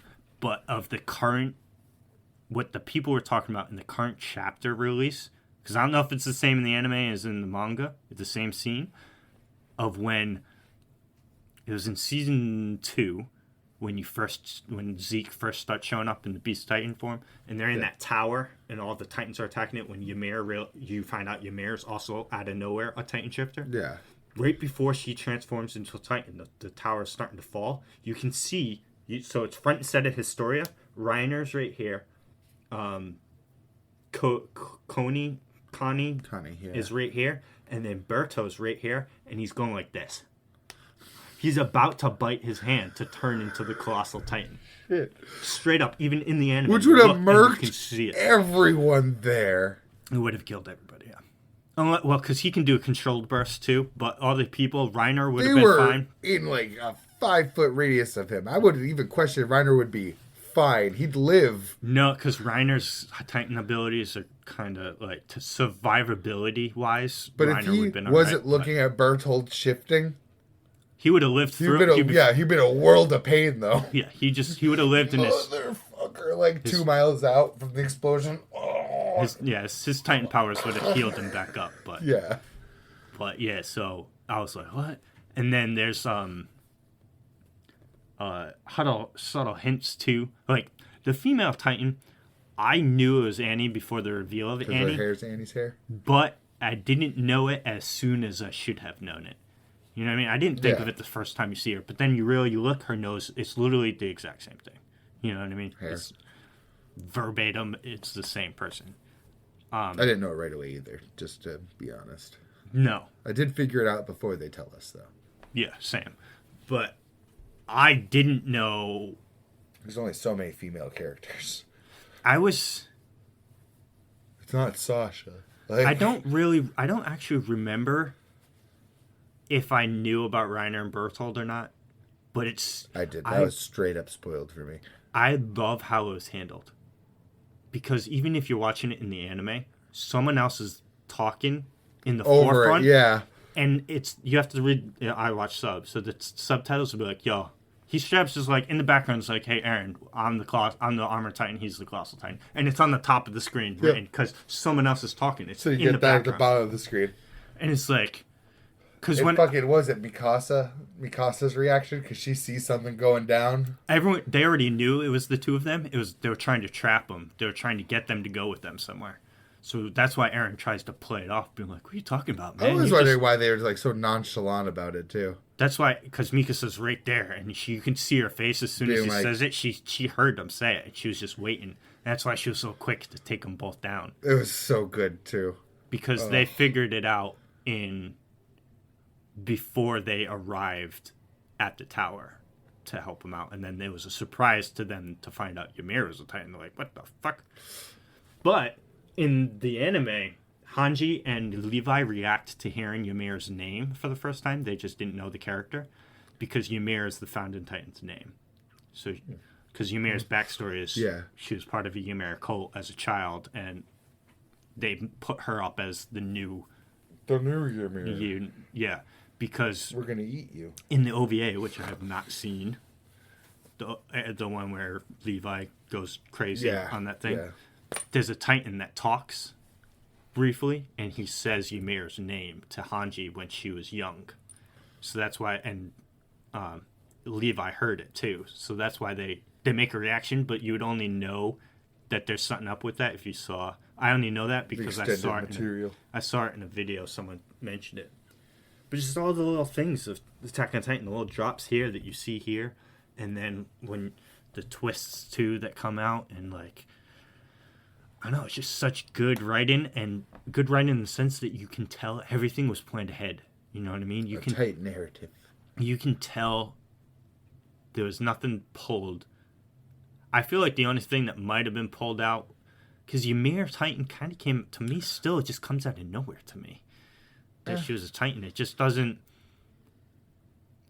Well, it didn't, because there's some hints leading right up to it in the episode, because they go to the tower and they find some stuff there of our world. There's some canned tuna and some coffee in different languages. In their Marley's language, so Reiner knows what the fuck it is, but Ymir can read it. Yeah. And Reiner sees that Ymir can read it because she says what it is to him. Because she doesn't know Reiner's from that. She fucks up. And he's like, yo, how can you read this? Because he knows. So he's like, wait a minute. And then he puts it all together instantly as soon as he sees her transform. Because he's like, you're the Titan that ate my dude when we got here. So that means you were in Marley brought here as a Titan and got transformed into a Titan to roam the island. So he knew exactly what she was at that moment. Because then you listen to their conversation in the forest and stuff. Yeah. Eren asks who the enemy is, and she's about to say, well, if you're asking who the enemy is, that would be the world. Everyone. It's just like, this just, I don't know, Attack on Titan is just, every time I go back and I look at things in retrospect, I'm like, the right into me just gets better. It's goated. Yes. But hopefully the end's strong. Hopefully.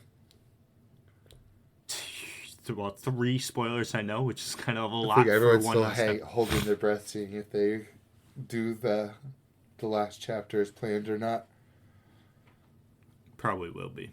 I hope they just keep it. Again, it's realistic from what I saw. I haven't read the whole chapter, but... Yeah, and it's just... Do you want them to sugarcoat it for you? Like, honestly, though, because it's like, you gotta think about it in everyone else's... World War never happened ever again, and everyone claps. Yeah, not gonna happen. Especially with people that can turn into giant monsters, but even at the... Like, it's not gone. It's humanity. Like... Well, alright.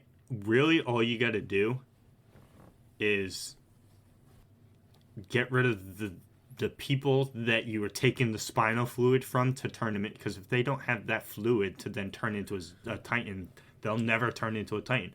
But the technology is advancing that taking out a Titan is so much easier now. You know, I mean, they have battleships and all and they're stuff. not even as useful in war anymore. Like, well, actually, now that I remember it, because someone was saying that if, like, say the Reiner Armor Titan gets killed without passing his Titan on, a random Eldian is born with that power of the shifter. I thought it was just gone. No, because I thought so too, but then it's explained straight up in the show that that's what would happen. So they have to take Eren alive, because if they kill Eren, the Founding Titan will just go to... Well, the Founding Titan is iffy. It might not... Well, it might go to... Historia's child. There's that whole like arc where they're like, you have to pass the power before you die in 9 years. 13 years. 13 years. Yeah, so that Marley keeps the power control in their hands, you know what I mean? Because if they don't do that... There's more Eldians in Parody than there is in Marley. I think, at least. I don't have proof for that claim. I don't know why I made that claim. I don't know the number. I think there's more on the island, or was. I mean, because... They've been getting whittled. They've also been birthing. Yeah, when Reiner and Bertold attacked, 20% of the island's population died that day. Or in result of that. Oh, wow. Because they, with food shortages... Well, that was a shitload of damage and everything, too, yeah. Because they attacked that one, not in that same day, but the repercussions because they food shortages, and to battle the food shortage... The government rounds up all the refugees and tells them to go retake the wall. So they basically just send them out there to die. To go fight the Titans, to kill the Titans so we can plug the hole. They'll die. Knowing that they would die because they have no means to plug the hole until Eren shows up. Yeah. But stack pebbles. You'll get there. Yeah. We'll be plugged up eventually. Just keep putting pebbles on it. Well, they have come up with a genius idea to kill all the Titans. They leave a small hole in the wall, not big enough for a Titan to fit, and they put some stuff there to lure a Titan in, and they have this giant thing that just drops off their head, yeah. Yeah. Wasn't that like the beginning of season 2? The end of season 2 or 3. Yeah, where they had the things that come down and smash. Because they used that for a while. Oh, yeah, was that, didn't they use that in one of the reclaimed cities? Mm-hmm. Yeah. Because before season 4, because in season 4 they show flashbacks to what happened between the 2, 3, and 4.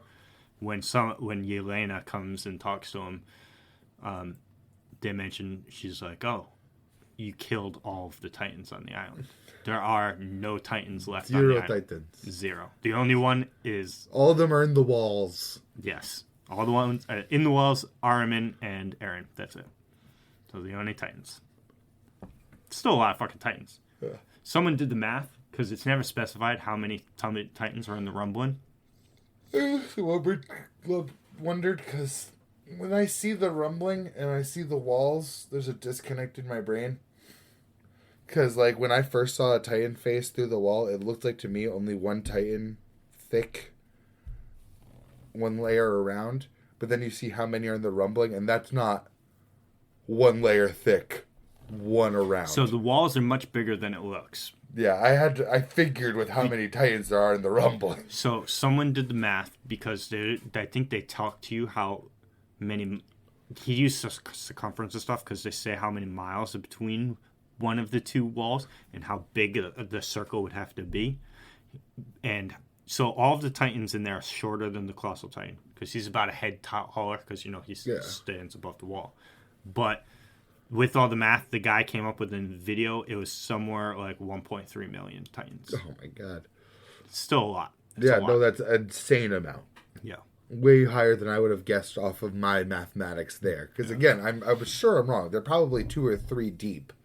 Because when you look at how close together they are while they're marching too, that isn't one ring of Titans, 300 miles, the next ring of Titans. No, that's a group together moving out. Yeah, to make sure there's nothing. So they have to be more than one Titan deep to have that kind of formation, unless the outer ones waited for the inner ones to catch up. It's just like, but think I'm fucking map aside, they're not going to generate that much. But I think they should show at least one. But it did make me question how the number of it. Yeah, because it's never. I don't think anyway. It's ever specified how many are in the rumbling. Just a fuckload. Oh, neither. But I'm pretty sure a lot of people have been quoting that guy you just commented on, because I've seen a lot of millions been thrown around. I just saw a video on YouTube that said, could Deku take out all the Colossal Titans? No, it was just simply let's do the math on this. I saw that one. Really? It wasn't a video. It was a thread. No. I don't know. Because the thing is... Well, another good point is they just have to kill Eren also. So could Deku kill enough Titans to get through to Eren is the better question. Well, yeah, because Deku can fly, because he has flow. And he can do air punches, so he doesn't get close enough to get burned. As long as he knows how to do it. Yeah, as long as he knows ahead of time, it doesn't die to the first one by making a gigantic mistake. Yeah. Punching it like remove Eren and say Deku versus the Rumbling. I don't think so, because Deku's going to run out of steam, and they just endlessly walk forward. You know what I mean? Kill every Eventually, Titan. If he doesn't kill them all, he's going to run out of steam, fall to the ground, and get trampled to death. And they only get more and more distance between as they go out in a circumference like that. Yeah, and that's a million giant-ass Titans. Can he punch a million times? You know what I mean? I'm sure he could take each one out in one punch. But look at him. He can't throw. Well, he takes it all out in one punch, I'm sure. Oh, yeah. He punches the ground. It's over. I'm the rumbling bitch. He doesn't need to. He needs to sneeze. Have I shown you that panel of what I think so. Was the sneeze the one that, facelifted the earth? No. Or is that him doing the fucking... No, that was series.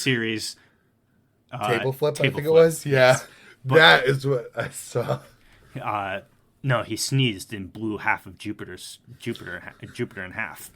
Because him and Gaara are fighting on planet Cosmic Gaara. Cosmic Gaara is sending radiations through the fucking multiverse, and Blast is like, what the fuck is happening on Earth? He comes back, and he has to teleport them to the moons of Jupiter. And that moon is what he does the series on. Table flip to on one of the moons of Jupiter. Which I'm sure is probably bigger than Earth, depending on which moon it was. If it was Titan, it might be. I don't think any of the Earth. I thought Titan's pretty fucking big. I don't think they're bigger. They are big, yes, but I don't think any of the... Well, we're about to find out right now, because I need to know now. I hit you with science. You need to... Larger than Earth. From top to bottom, the moons Io, Europa, Ganymede, and Callisto. Europa is almost the same size as Earth's moon, with Ganymede, while Ganymede is the largest moon in the solar system. That doesn't answer my question. It rarely ever does. It just says in relative to, Well, I'm guessing they're not as big as Earth if one of the 4 on that list is relative to the moon. No, because see, here's size comparisons. Oh, so thank God. Callisto, is bigger than... That's pretty fucking big, but yeah. Yeah, Ganymede is bigger than our moon, but not as big as Earth. Which nightmare frame was that? I think that was the quad. Yes, Hadron Cannon probably. One. But I think that's as good a place as ever to end it. That was Mordred. Yes, you're right, Mordred. That absolutely was Mordred. I don't remember who 100% you're Ganymedes was. Shit. Damn it. Fuck. All right, y'all. Take The it easy. Dukes of Weebdom, episode 8. Episode 8. I am the storm that is now leaving. I did the real lyrics. I did. All right, guys. Take care.